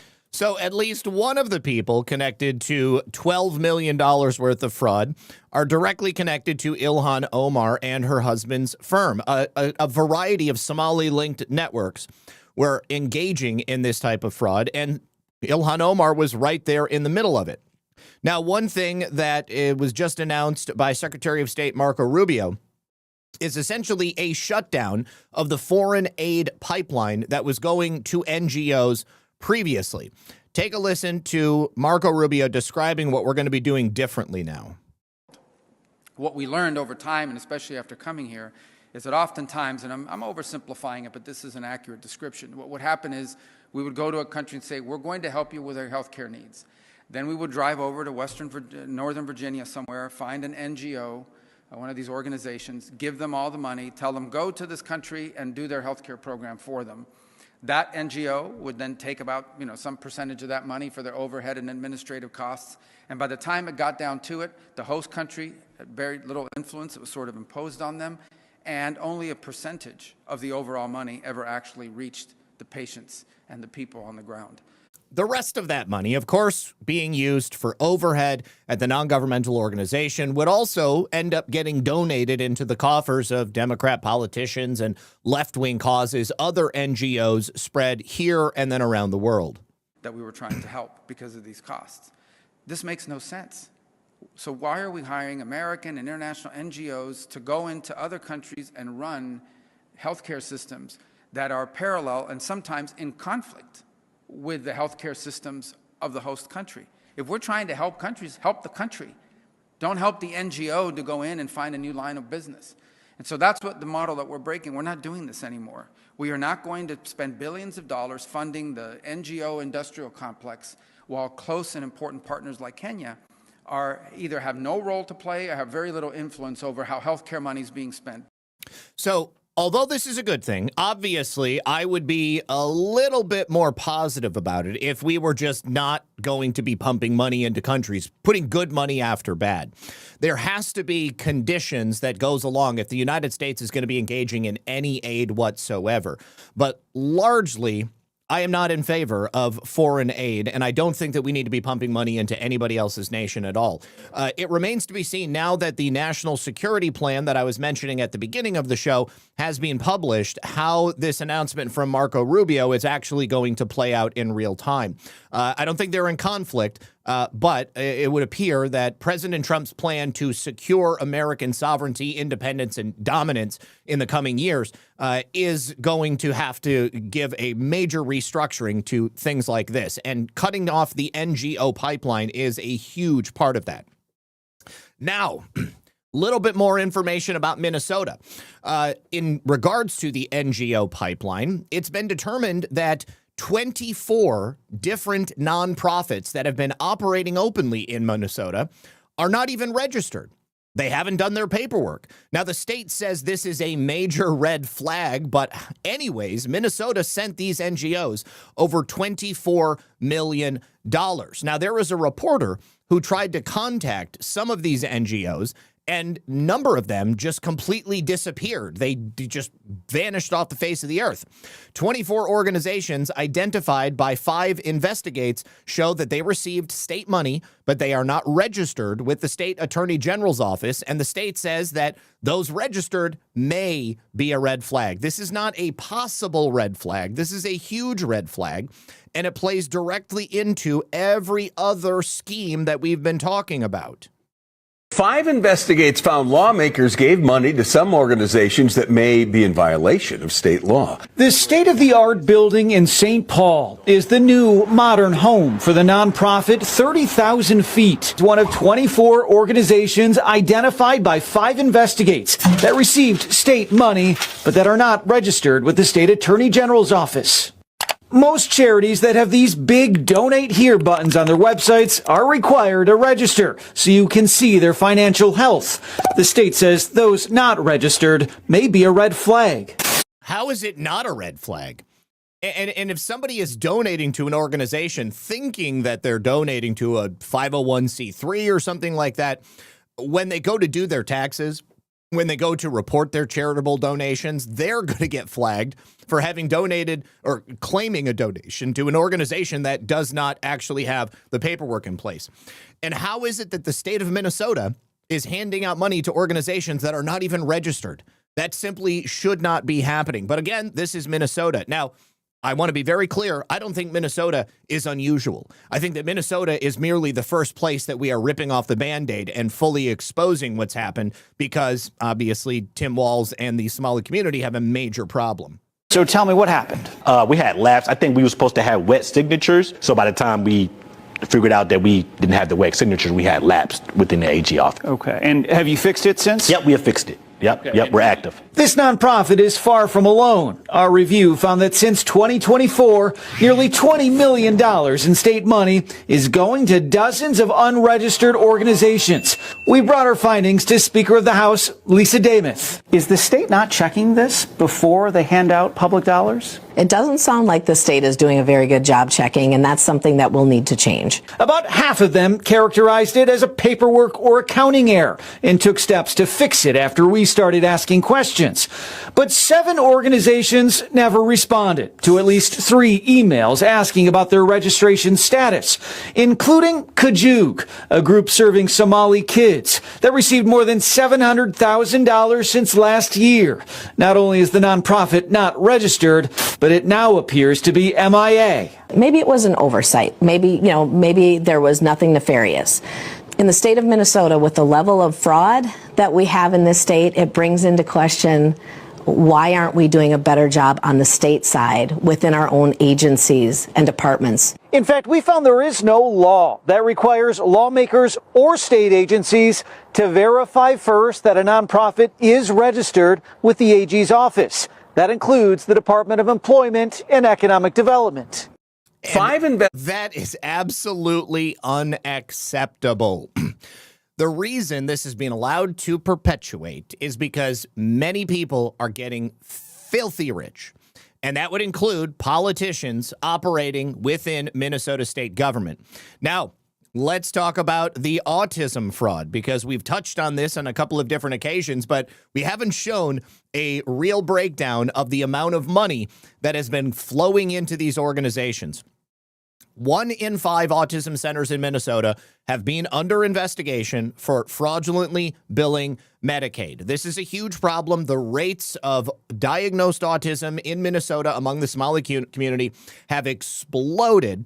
Now, in the first year that this program existed, the state only paid out $1.2 million. But by 2024, that number was up to $228 million, and that is exclusively due to fraud having been committed by the Somali community. Take a look at this graph showing the explosion in this program. This is the amount of money the state has paid in Medicaid claims to autism treatment providers using your tax dollars. You can see in 2017, not that much, just more than $1 million. But you see the gradual growth here. In 2021, more than $80 million. But look at last year, more than $220 million paid out in claims, with a grand total of just shy of $700 million. This is what state investigators are now looking at, these soaring costs, and questioning how many providers are doing real work.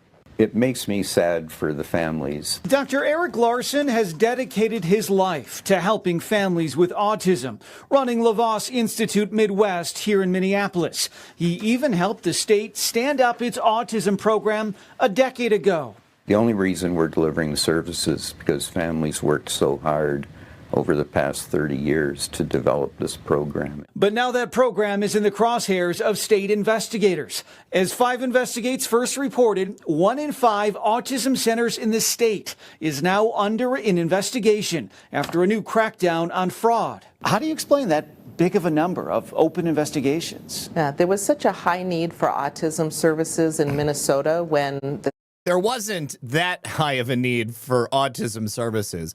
There was an appearance of a high need for autism services because there was an overpreponderance of fake diagnoses that were taking place in these Somali-owned autism centers. There were kickbacks that were given to families for allowing their children to be diagnosed with autism. And then, of course, there were fraudulent bills that were going to Medicaid, siphoning off hundreds of millions of dollars. the state began offering it, that it's an unlicensed service. So there aren't the same structures in place. DHS says it stepped up enforcement late last year, around the time the feds raided these two clinics suspected of billing the state more than $20 million for services never provided. I was never thinking somebody is going to submit fake bills. Larson says he only started to get suspicious last year when he and his staff tried calling providers in the state directory. He couldn't reach at least 100 of them. No apparent email address, no website, nobody answering the phone. Red flag, you think? Well, they're certainly not trying to deliver services. Do we have an idea of how many of those are not even real? We are visiting every single one. Is this now for some? That's not an answer. That's not an answer at all. Providers, the first time that they've ever had a site visit? I can't speak to whether it's the first time some providers have had a site visit. What I do know is that we, since we designated them high risk, we're doing more site visits. And that high-risk label means providers will face a more rigorous screening process. It's one of the new oversight measures in place moving forward. That's in addition. Anyways, real quickly before we continue with the conversation on Somali fraud, because believe me, there's a lot more to talk about, I have a very quick message from our friends over here on Rumble. You guys, cryptocurrency is no longer emerging. It's here. And this latest move cements that reality in the biggest way yet. Trump Media Technology Group just inked a massive $6.4 billion deal with Crypto.com. They are the world's top crypto platform, and they're teaming up to scoop up $6.4 billion in Crow, the powerhouse token that fuels fast, low-fee DeFi, staking rewards, and real-world perks like cashback on your spends to launch America's first Crow treasury. When it's done, this new company will be the biggest Crow holder out there. And if you want in on the action, head to Crypto.com today and grab some Crow. Let's make crypto great again. You can use the QR code that you see on screen, or you can use the link that you see in the description or in the chat as well. All right, now back to the conversation about Somali fraud, because again, there is just so much of it. Can't even believe it. Now, we have had estimates of, this or that, but as the days go by, they continue to find more and more fraud. And so that estimate continues to rise every single day. Thank goodness the Minnesota DHS is taking notice. They're now putting a 2-year moratorium on all disability services licensing. This is a separate type of fraud that we haven't even gotten to yet. But let's take a listen real quick to a local report. This is announcing major changes to licensing for programs meant to help adults with disabilities. Concerned about fraud, the agency is issuing a 2-year ban on new provider licenses, pointing to a need for increased program oversight.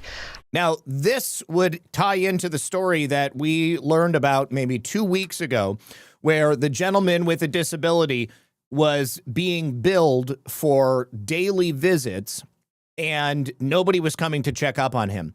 And he essentially starved to death in his apartment because he was living in his own apartment, and this assisted living caregiver was supposed to be coming in and checking on him. And although they billed Medicaid for daily visits, nobody was coming because this guy died alone in his apartment, and nobody found out until they showed up and he was cold on the ground. Our So Young Kim takes a look at some reasons behind the order. The Minnesota Department of Human Services says it's pausing disability services licensing and says a temporary moratorium for home and community-based services is necessary to monitor program integrity. Here's why. According to the department, over the past 5 years, the average number of participants, so those who need the service, increased by roughly 25%. Over the same period, active provider licenses grew by roughly 55%, and new license applications grew by over 283%. So DHS says the number of provider licenses approved, significantly outpacing demand for services, has prompted a need for further review.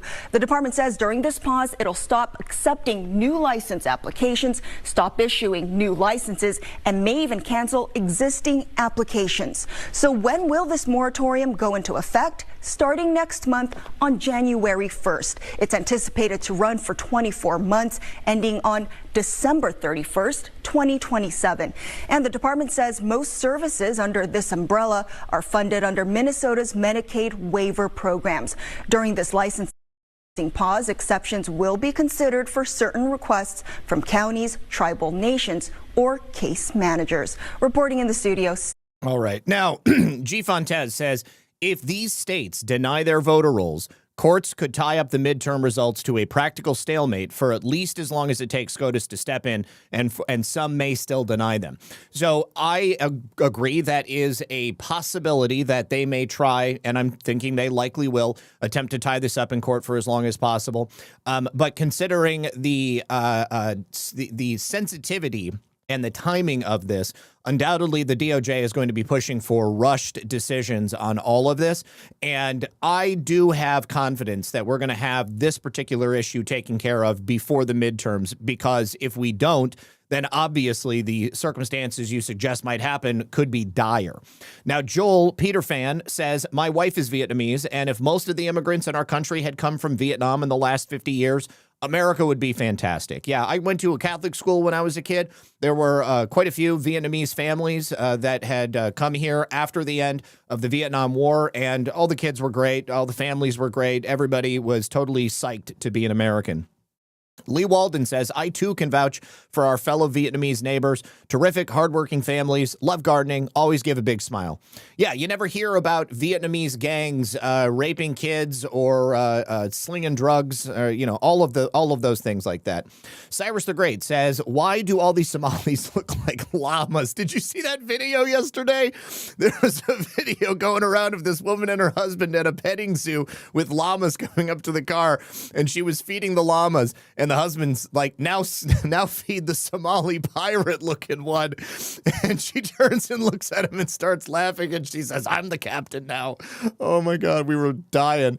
Wounds Are Us says, I have raised 2 autistic kids, and I fought for every benefit and had to justify each one in court. Minnesota is an evil disgrace. I absolutely agree with you.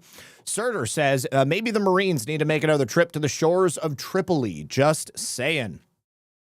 Now, federal probe has now targeted an alleged Minnesota Somali fraud network because the SBA has determined that they've got at least $1 billion in COVID fund scandals that are tied to dozens of charges. So these would be SBA loans over and above the COVID money that was stolen, hundreds of millions of dollars for the Feeding Our Children charities. Now, the SBA, of course, is being run by Kelly Loeffler.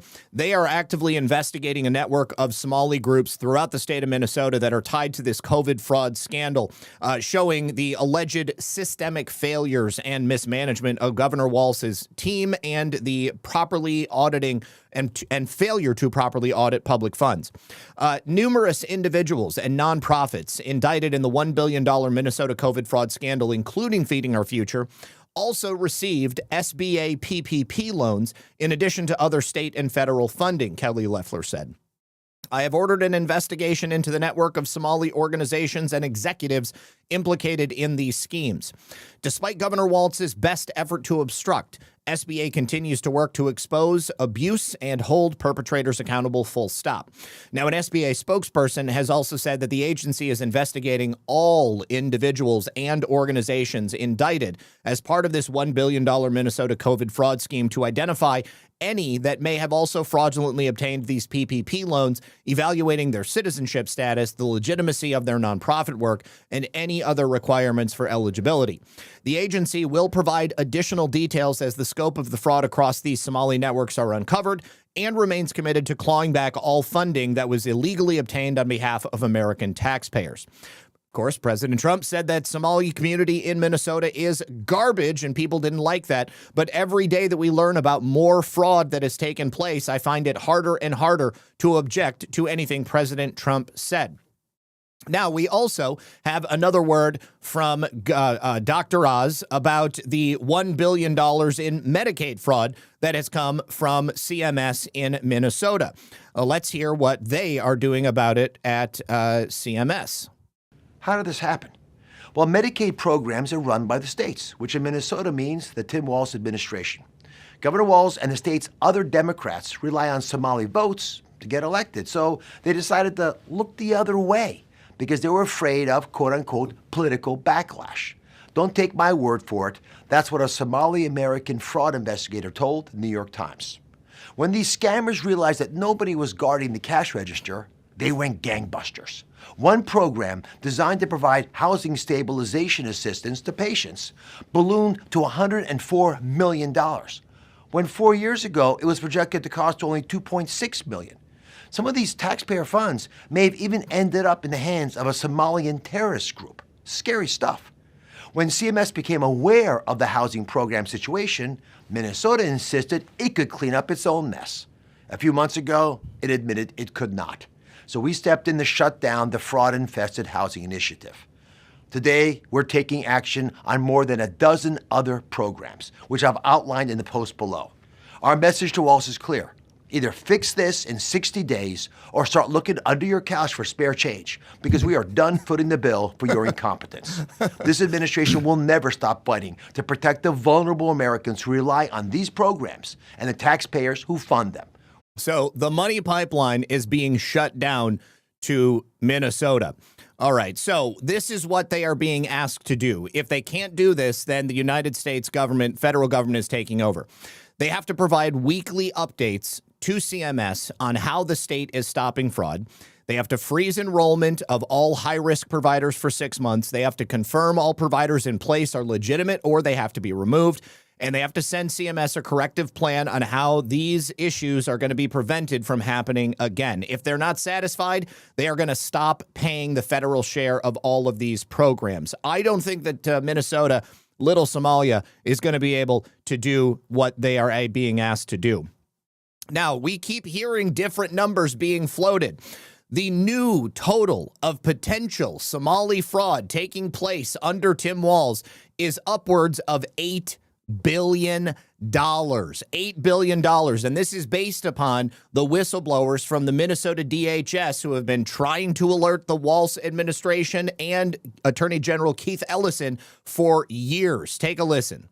Investigators are finding in Minnesota is growing by the day. Kelly Loeffler, who leads the Small Business Administration, says in the 2 days her agency has been investigating the state, they've uncovered at least $1 million in PPP fraud. That's $1 billion. He said million, but he means $1 billion. Just 2 days in. Several of the whistleblowers in Minnesota have also told lawmakers they believe the total amount of fraud could total up to more than $8 billion. Governor Tim Walz, who is up for re-election, is under fire for all of this happening under his watch. But he says they have paused these programs. They've brought in outside auditors to get an idea of how far-reaching this fraud was. They're taking steps to keep it from happening again. And he's defending his management of the state while also taking... Okay, so apparently Foxhole and YouTube are down. The answer, can I fix it, is no. There is nothing that I can do if it's not working. It just says the stream has failed. And then over on YouTube, it would appear that there's nothing that I can do either. Because if the stream fails, then there's no way, unless, hang on just a sec. Let me see if I can turn the stream off. And okay, well, no. People are saying no. It's actually working on YouTube. Hold on. It just looks like it's not working on Foxhole. I don't know why it's not working on Foxhole. Okay, sorry, guys. YouTube is definitely working. Foxhole is definitely not. Okay. Taking shots at Republicans and the president. And in spite of the headwinds we're up against, Minnesota ranks economically, economic growth, happiness, number of people insured. Okay. Economic growth because of fraud, happiness because of fraud, number of insured because of fraud. Education levels? Education levels? I'm not so certain. Near the very top. So I'll tell you what, I have no interest in having this state look like Oklahoma or Mississippi. And if folks are going to commit crimes here, thinking because our generous spirit and our programs that we have is going to give them some kind of cover, they are sadly mistaken. Yeah, Minnesota is also now home to the single largest pandemic fraud scheme in the country. And Republicans argue that Walz and other Democrats opened the door to this. Yeah, they definitely opened the door to it. Let's see. S2G109 says so many criminal connections with the public servants. The bar, NGOs, illegal aliens, it's mind-blowing. And it goes back to a national level. They hook them on government programs for votes. Yes, they do. And this is what we are trying to unravel right now. ZBM says, I'm drawing a blank. Do kids born to one or two illegal parents have an opportunity to stay in the U.S. or have a legal path to becoming U.S. citizens? My man thinks every illegal is going back. So that is what President Trump has. He signed an executive order ending birthright citizenship when he first came in. That has now been an issue that was, the administration was sued. The Supreme Court is now looking at the issue. There is different interpretations of it. Obviously, President Trump and the administration contend that the Constitution does not give automatic citizenship. For generations, it has been interpreted the opposite way. So the Supreme Court is going to, in my opinion, make a determination in President Trump's favor. Birthright citizenship will not be a thing. So you will not be able to come here as an illegal alien, have a baby on American soil and automatically get them U.S. citizenship. Mr. A. Nelson says, not the Minnesota I grew up in. WTAF. I'm so sorry to see how the country has fallen in so many places like this. Wounds Are Us says, living in a blue state, we had a brief reprieve of a Republican governor who helped after a direct appeal. Republicans may not be the answer to all problems, but Dems are definitely the cause. You are 100% correct. Simply because somebody has an R next to their name does not mean that they are going to do things in your best interest. So I'm sorry if anybody is here from Pilled. I was just about to start reading the Pilled gold pills. Let me see. Sean Joe, we had the 2 cookies, the cookie, Sir Lurks a lot, gave some shades, and the No Thanks Joe said, thanks, Lisa and Zach, for another week of great reporting and opinion. Happy Friday and have a great weekend. God bless and be safe. Thank you, sir. Appreciate you.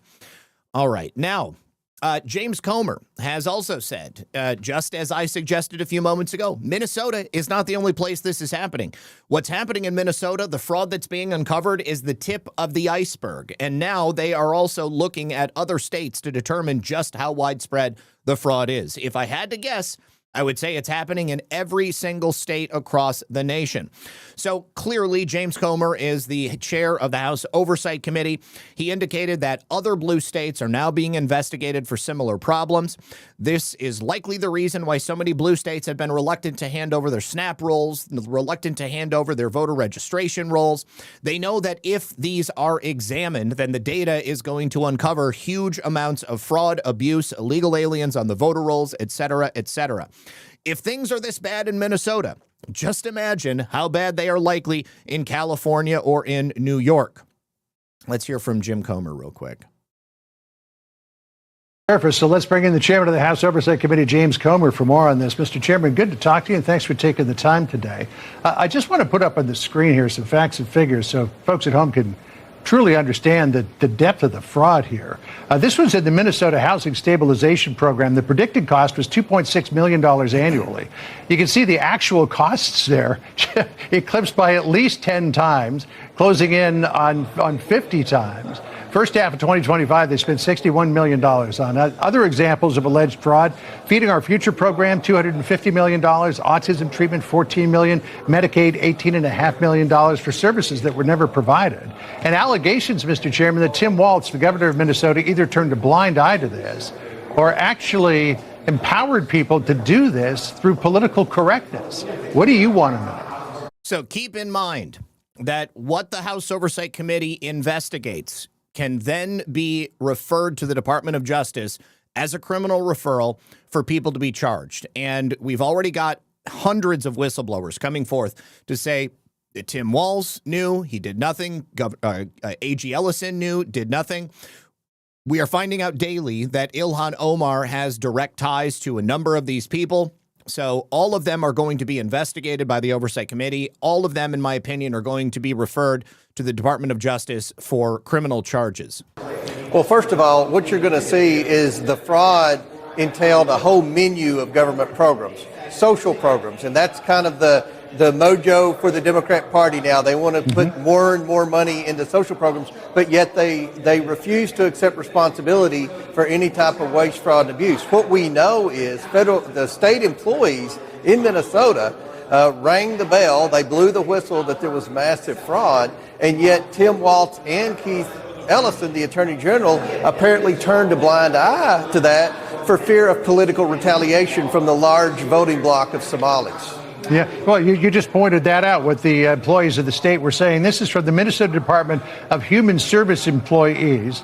They posted this on X Saturday. They said, quote, Tim Walz is 100% responsible for massive fraud in Minnesota. We let Tim Walz know of fraud early on, hoping for a partnership in stopping fraud, but no, we got the opposite response. As staff, we firsthand witnessed and observed fraud happening, yet we were shut down.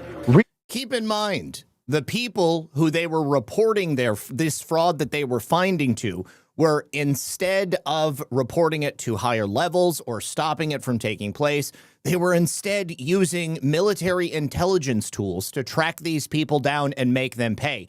That's obviously a violation of whistleblower statutes as well. So there are a whole host of crimes that these people have committed. Now, here is the other aspect of this. What's happening in Minnesota is nothing new.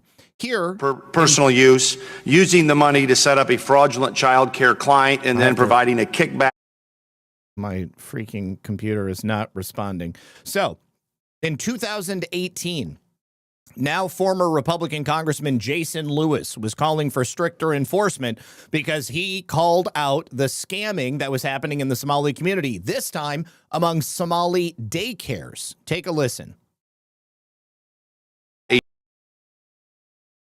Of daycare providers that are openly violating federal and state laws and regulations, taking money for personal use, using the money to set up a fraudulent child care client, and then providing a kickback has been reported.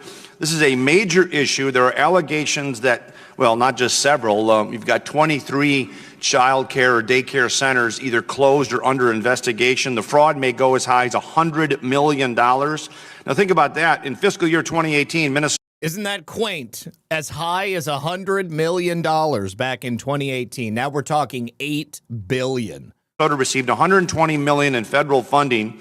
The state contributed about $50 million in matching and maintenance funds, and we may have a fraud case of nearly $100 million in this state, with money then being transferred out of the country via MSP Airport. This is a big issue in my home state of Minnesota. Can you share with me what your agency is doing to investigate this?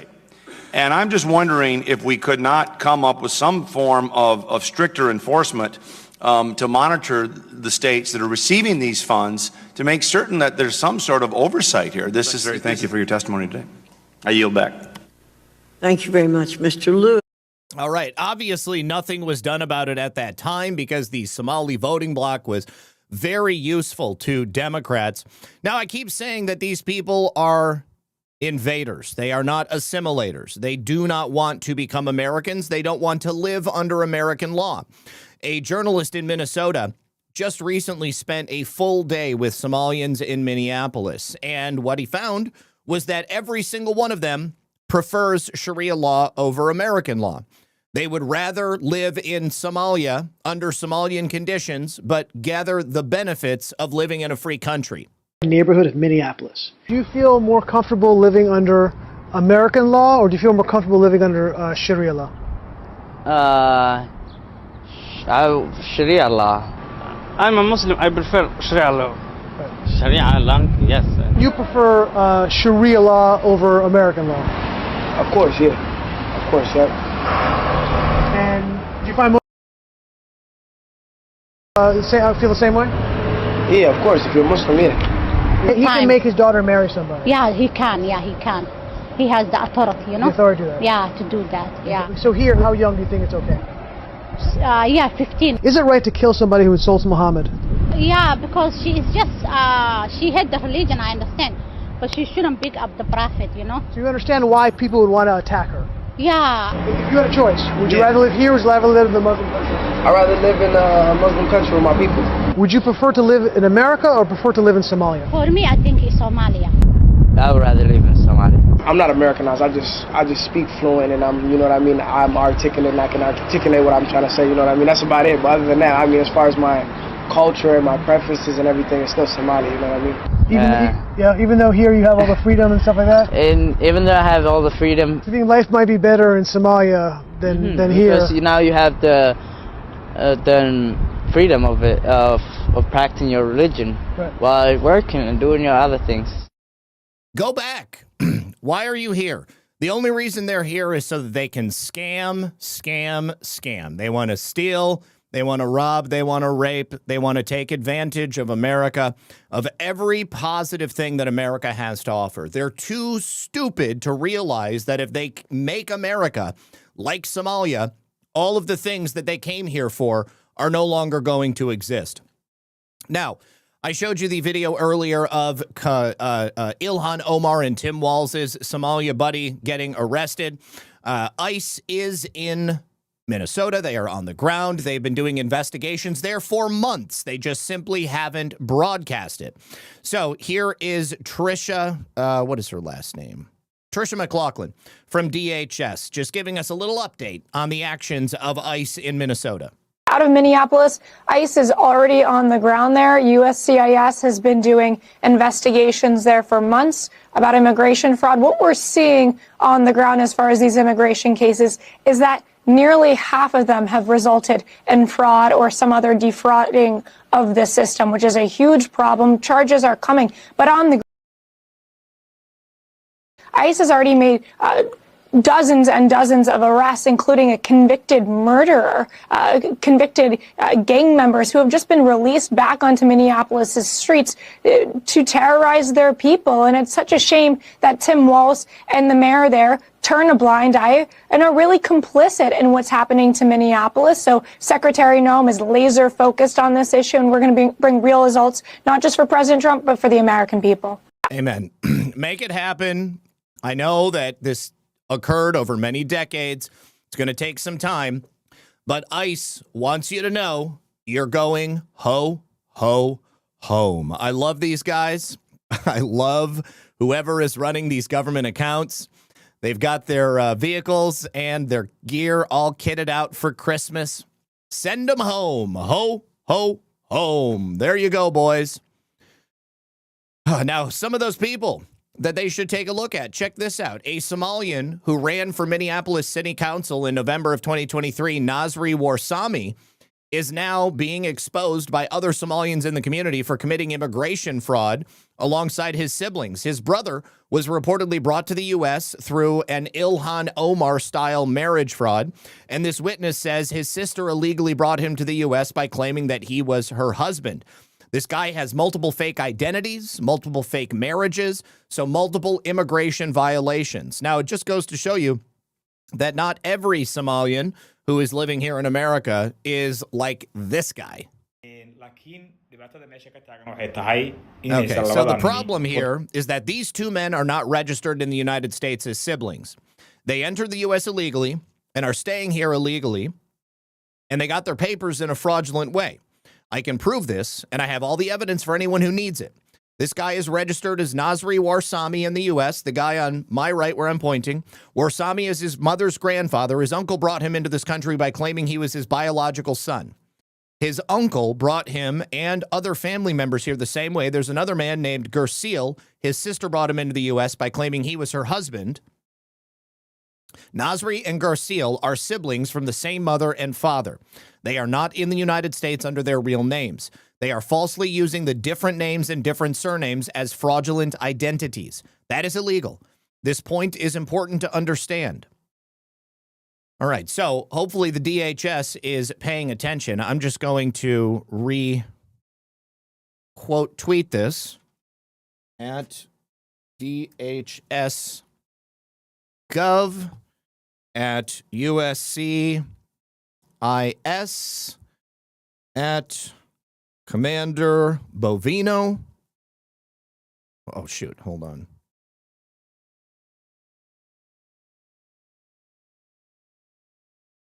Oh, shoot. There we go. At Bovino. We should also tag ICE.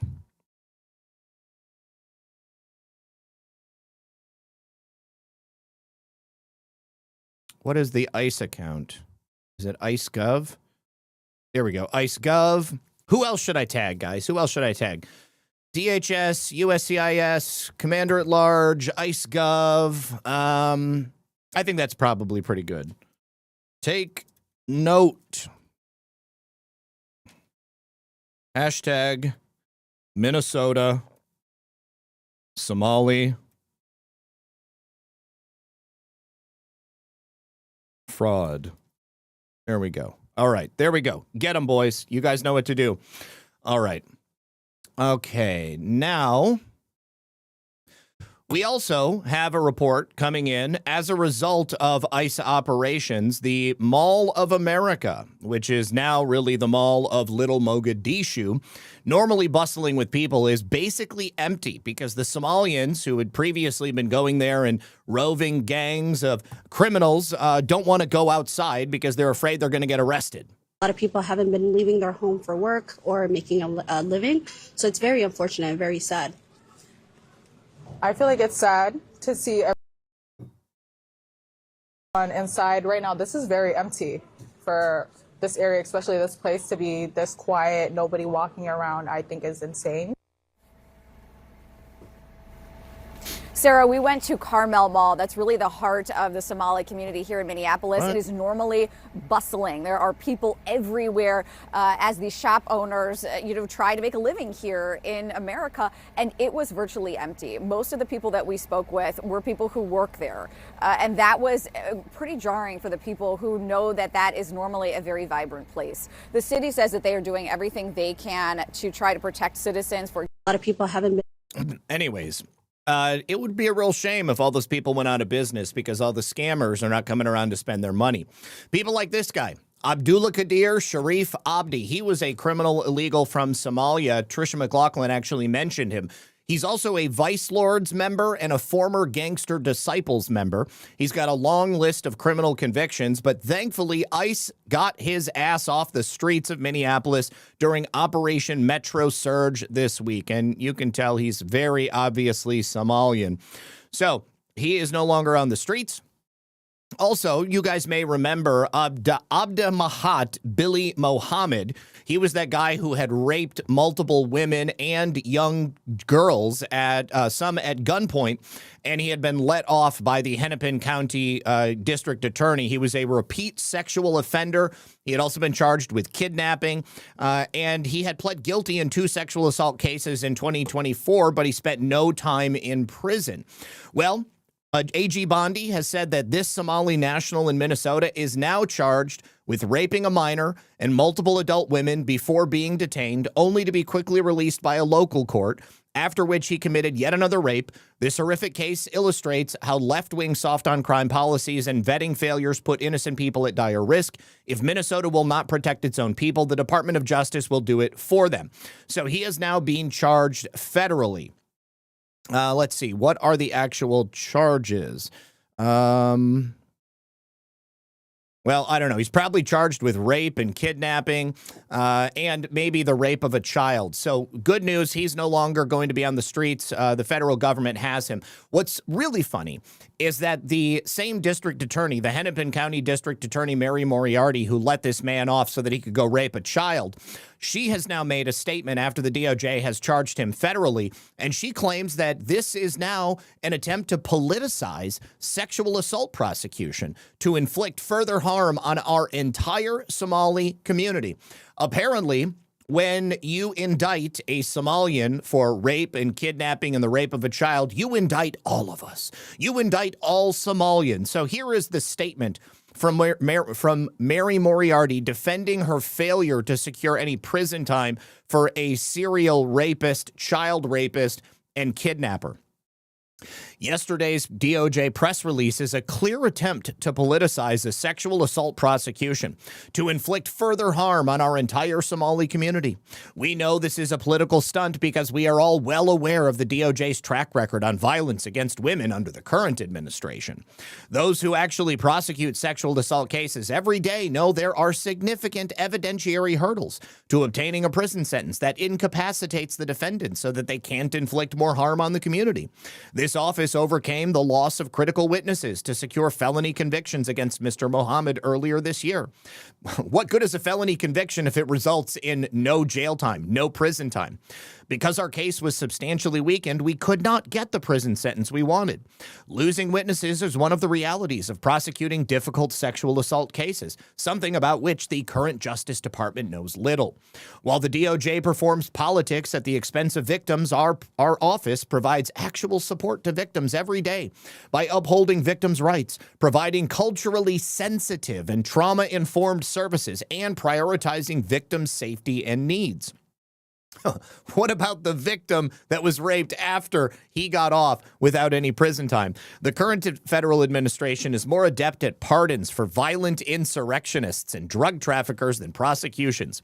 If they intend to start caring about public safety and victims, we recommend they end their cover-up of pedophiles and those who protect them. This woman is completely disconnected from reality. Now, I should have tagged Tom Homan. I can't believe I didn't think about tagging Tom Homan. Well, he was just speaking at a TPUSA event, and apparently a leftist heckler stood up and attempted to badger Tom as he stood there speaking. This was last night. During that speech, Homan spoke about the Trump administration's success in securing the border and cracking down on illegal aliens inside of America. So then a rude heckler decided to run his mouth and scream traitor after the border czar, Tom Homan, talked about how he prays for the safety of everyone involved in immigration raids, including illegals. The heckler also apparently called Tom a racist, and here is Tom's response. Every night I go to bed, I pray for the safety and security of every border station, ICE agent, and I pray for everybody that we're looking for. I don't want anybody hurt. I don't want anybody to die. That includes officers, and that includes aliens. And that's a stone cold fact.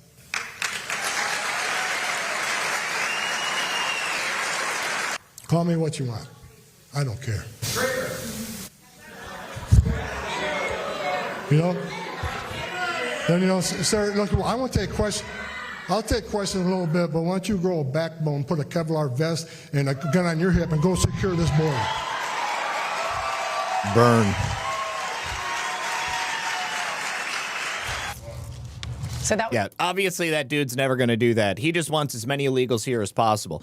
Go ahead and put your own daughter and wife forward for the rape and murder at the hands of Somali illegals, if that's what you really want. All right, now, the DOJ has just announced the creation of a Second Amendment office within the Civil Rights Division. This is a great idea because it would be totally unthinkable under any other administration, certainly not a Democrat administration.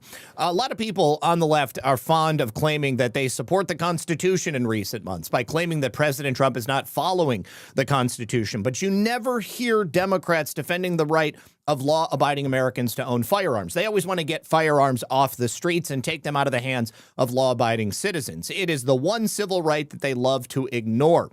Having an office of the Second Amendment is something that should have been done a very long time ago, but I will champion its welcome now that it's here.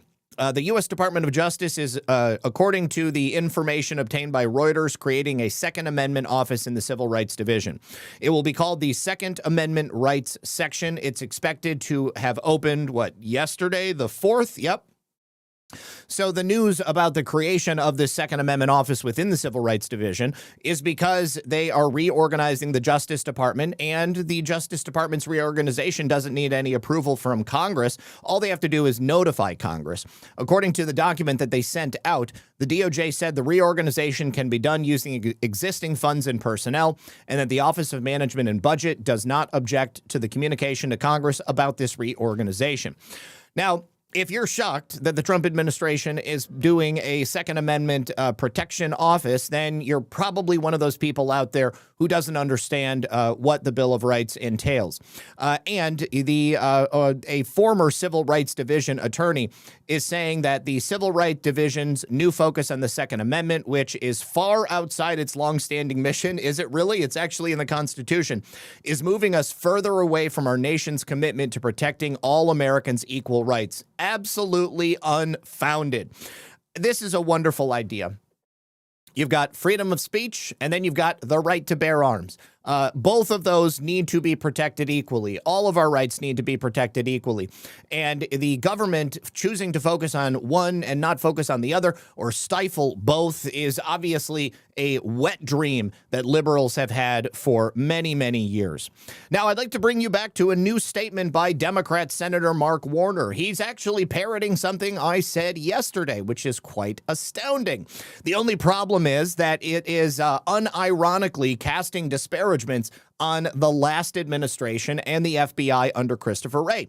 In this clip, he's talking about the recently indicted and arrested January 6th pipe bomber. And he says, why didn't they get him sooner? But I got to tell you, it kind of makes me, looking at this crowd doing a victory lap, when all the senior FBI officials across all key divisions have been fired for political purposes, when in some field offices up to 45% of the FBI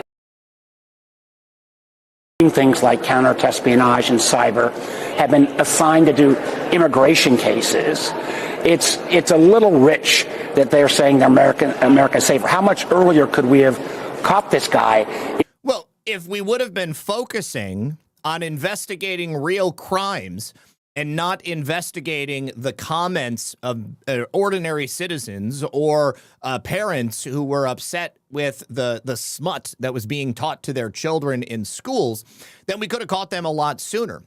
If we didn't have political bias in the FBI or in the past administration that was only looking to indict people who subscribe to right-wing ideology or were fans of President Trump or that were not people of color, then we would have been able to catch this guy a lot sooner. So Mark Warner's own statements are fantastically disconnected from reality in the same way that all of these other people are every time they try to attack this administration. There have been no firings for political reasons. People have been fired because they refused to use the investigative power of the FBI to go after real criminals. They were going after American patriots. Now, Steve D'Antonio, the very person that Mark Warner suggests should have been able to catch the January 6th pipe bomber before Dan Bongino and Kash Patel came in. He was the assistant director of the FBI field office in Washington, D.C. during and after January 6th. You probably remember, because I covered it at the time, but he testified to the House Judiciary Committee that the cell phone data of the January 6th pipe bomber had been corrupted by one of the providers. According to Brian Cole Jr., the man who's being arrested and now indicted, the FBI used the data from his cell phone that was provided by the cell phone providers to track him in the vicinity of the RNC and the DNC on the night of January 5th. They know the exact route that the pipe bomber took. They have his phone walking that exact route, and the data was never corrupted. So it seems highly likely that Steve D'Antonio, who went on to lead the FBI's effort to round up all the January 6th protesters, lied to Congress about this cell phone data being corrupted because it was never corrupted. Now, I remind you, yesterday, Kash Patel said that people at the FBI would be held accountable for the actions they took, which ensured that this pipe bomber would never be found. Steve D'Antonio will be chief among them. Now, we also have word from my friend Technofog that the D.C. pipe bomber Brian Cole Jr. now has representation. The first hearing in his case was held earlier today. The charges against him were read to him. He said that he understands the charges that have been brought against him. The man who is representing Brian Cole is named John M. Shorman. Now, the problem for Brian Cole is that this guy doesn't practice criminal law. It seems that despite the fact he is a black man, a leftist, an anarchist, there are no lawyers that are interested in representing him. Or maybe there is no money to pay the big-time left-wing coastal elite attorneys that would normally represent somebody in this case. Now, the partner of John M. Shorman at his legal firm is Mario Williams. Technofog says you can expect him to file an appearance. He has a little bit of criminal experience. This is obviously going to be great publicity for their firm, but he says, if I was Brian Cole, these are not the lawyers that you want on this case because these guys simply do not have the relevant experience. This guy is a human rights advocate. He worked for the Environmental Protection Agency in Atlanta. He volunteered in the Peace Corps, and he helped to design downflow gravity water systems for indigenous rural communities. No relevant criminal experience. So this ought to be an interesting case with these guys at the helm. Now, we also are learning that Brian Cole has admitted to planting the explosive devices outside of the RNC and the DNC. It's also being reported that the J6 pipe bomb suspect, Brian Cole, expressed doubts about the 2020 election outcome. So Brian Cole, 30, Woodbridge, Virginia, was taken into custody, charged with the use of an explosive device and attempted malicious destruction by means of explosive materials. He planted those pipe bombs at the RNC and DNC on the night of January 5th, before the events of January 6th. And his family, it turns out, also sued the Trump DHS over illegal immigration because they were, of course, they had a series of bail bonds companies, and they were upset that the Trump administration was trying to stop illegal immigrants from coming in, and then they wouldn't be able to get paid to bail them out. Now, Cole's family has also asked Biden's DOJ to address anti-black racism. Weeks before Cole planted these pipe bombs at the headquarters of the DNC and the RNC on January 5th, a court had ruled against the company in its lawsuit attacking the Trump administration on immigration issues. Benjamin Crump, who is a prominent race-baiting grifter lawyer who I believe that he represents who is that black kid down south that stabbed the twin in the heart? I can't even remember his name. Anyways, he's representing him. But the FBI affidavit in this case notes that the suspect works for the bail bonds company, lives with his mother. The company held a press conference after they lost the case to the Trump administration. In the press conference, they bemoaned the anti-black racism with Benjamin Crump, their attorney. Trayvon Martin, he represented Trayvon Martin. And he also attempted to sic the Biden Department of Justice on a local Tennessee prosecutor who had raised questions about the bail bonds company. Now, let's hear about what these statements are that were allegedly made. The media is calling Brian Cole a Trump supporter. That is absolutely not true. Jake Tapper called Brian Cole a white man live on CNN. But now they're saying, well, he's an anarchist who also was a Trump supporter, even though that doesn't make any sense.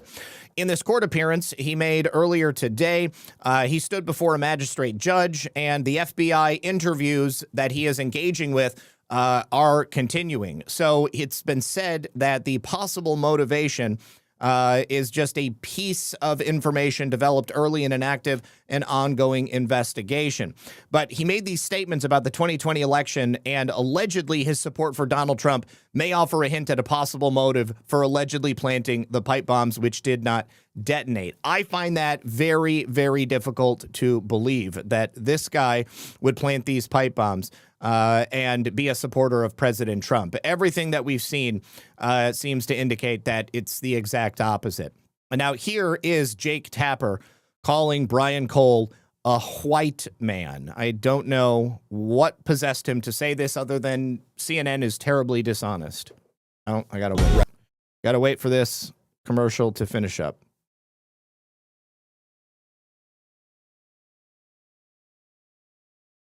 A 30-year-old white man from the Brian Cole Jr., a 30-year-old white man from the D.C. suburbs is charged with transporting an explosive device in interstate commerce and with malicious destruction. I don't know if, I don't think that there's any way to explain this away other than CNN is terribly dishonest. You know what's funny, too, is a couple of years ago, Mehdi Hassan went on a rant on MSDNC, essentially saying that the only reason the FBI had not caught the pipe bomber yet is because he must be a white man. Jelani, you're a black man. I'm a Muslim. When you consider how black criminals and Muslim terrorists are treated, both by the legal system and by the media, and yet the January 6th pipe bomber who laid explosives in front of the RNC and DNC headquarters still walks free. We just learned today that then Vice President-elect Harris was inside the DNC when found there. We still don't take domestic terrorism of the far-right white variety seriously in this country, do we? No, we don't. We've seen this since the Obama administration, where they pointed out that there was this rise of white nationalist terror, and that was promptly squashed and jumped upon by the Republicans in Congress. And so great cries of outrage in response to that. And this has been what we've seen since then. Nowhere near the level of alarm that we've had around the, what was the phrase they used, Islamic terror that they were trying to make Barack Obama say all the time. Yeah, it's just so depressing, the double standards. I don't know how many times you can draw attention to it. I, as a Muslim. You know, what's depressing is how dishonest these people are.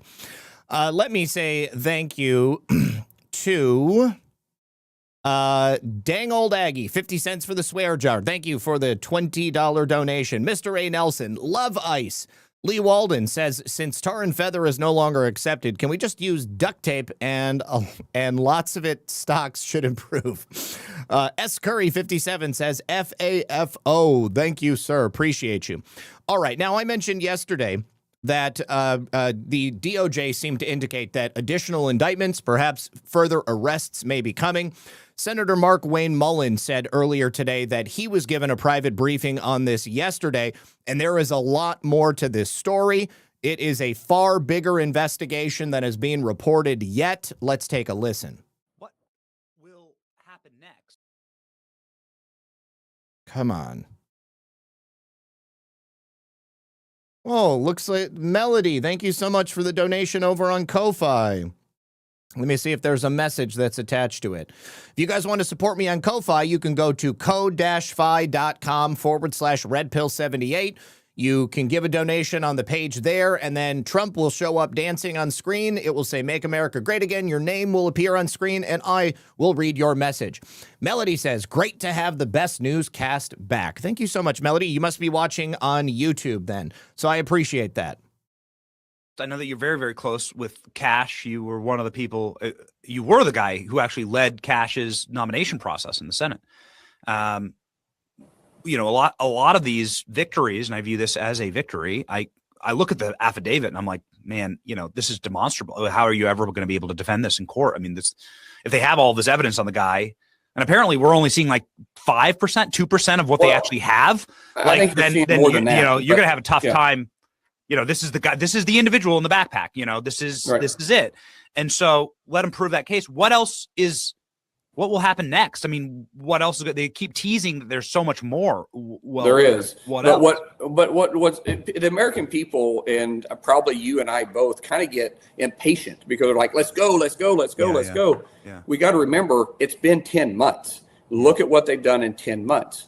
But they also got to keep the credibility of the agency, of the Attorney General and the FBI. They got to keep the credibility out there, so they don't want to go out there and be Adam Schiff or Mr. Fang Fang and say, we got the smoking gun, and make a bunch of promises that they never follow up on. So what you're seeing is a very methodical approach to the way they roll out information. They keep it pretty close held, which I get people get upset by that, but they're running an investigation. And then once they do it, they drop it. And then everybody's like, holy smokes. We've seen this 3 times already in the last 10 months. And there is more coming. I was in a briefing yesterday that you and I spoke about offline, which will be more to come. And I learned something new on that. And I have been working on this for 2+ years. Actually, it's almost been 3 years.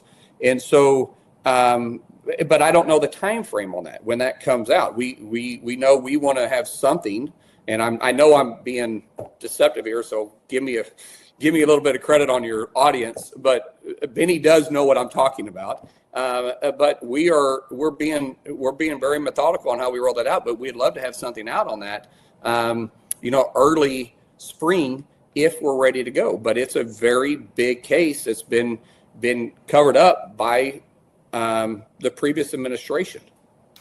All right, so I don't know if that means that there are other individuals that were involved in the planning or the execution of this. I would imagine there were, but certainly the cover-up is going to result in indictments and people getting wrapped up in some major criminal actions. All right, final thank yous over here on Pilled. Thank you to Sean Joe for the can and the cookie and the cookie and the cookie. Appreciate you over there, my friend. And one final message from our friends over here on Rumble. First of all,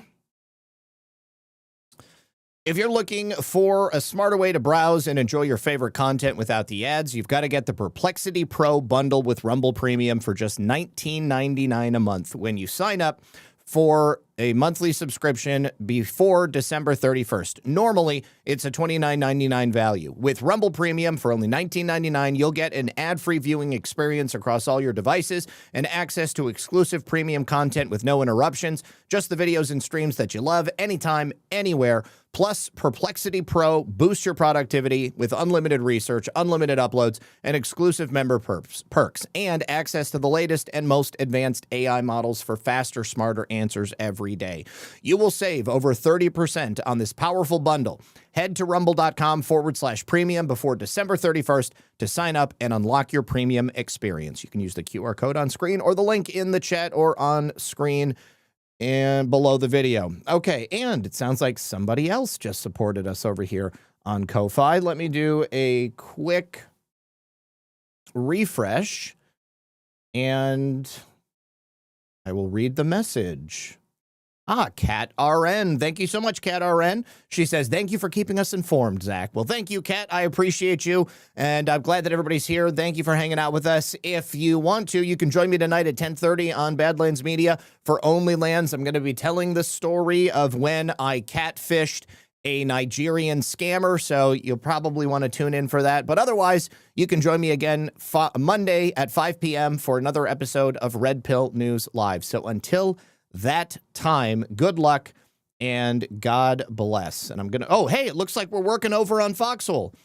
Everything's cool on Foxhole. Great. Awesome. Awesome. I'm releasing the scratching. All right, you guys, have a great one. Peace.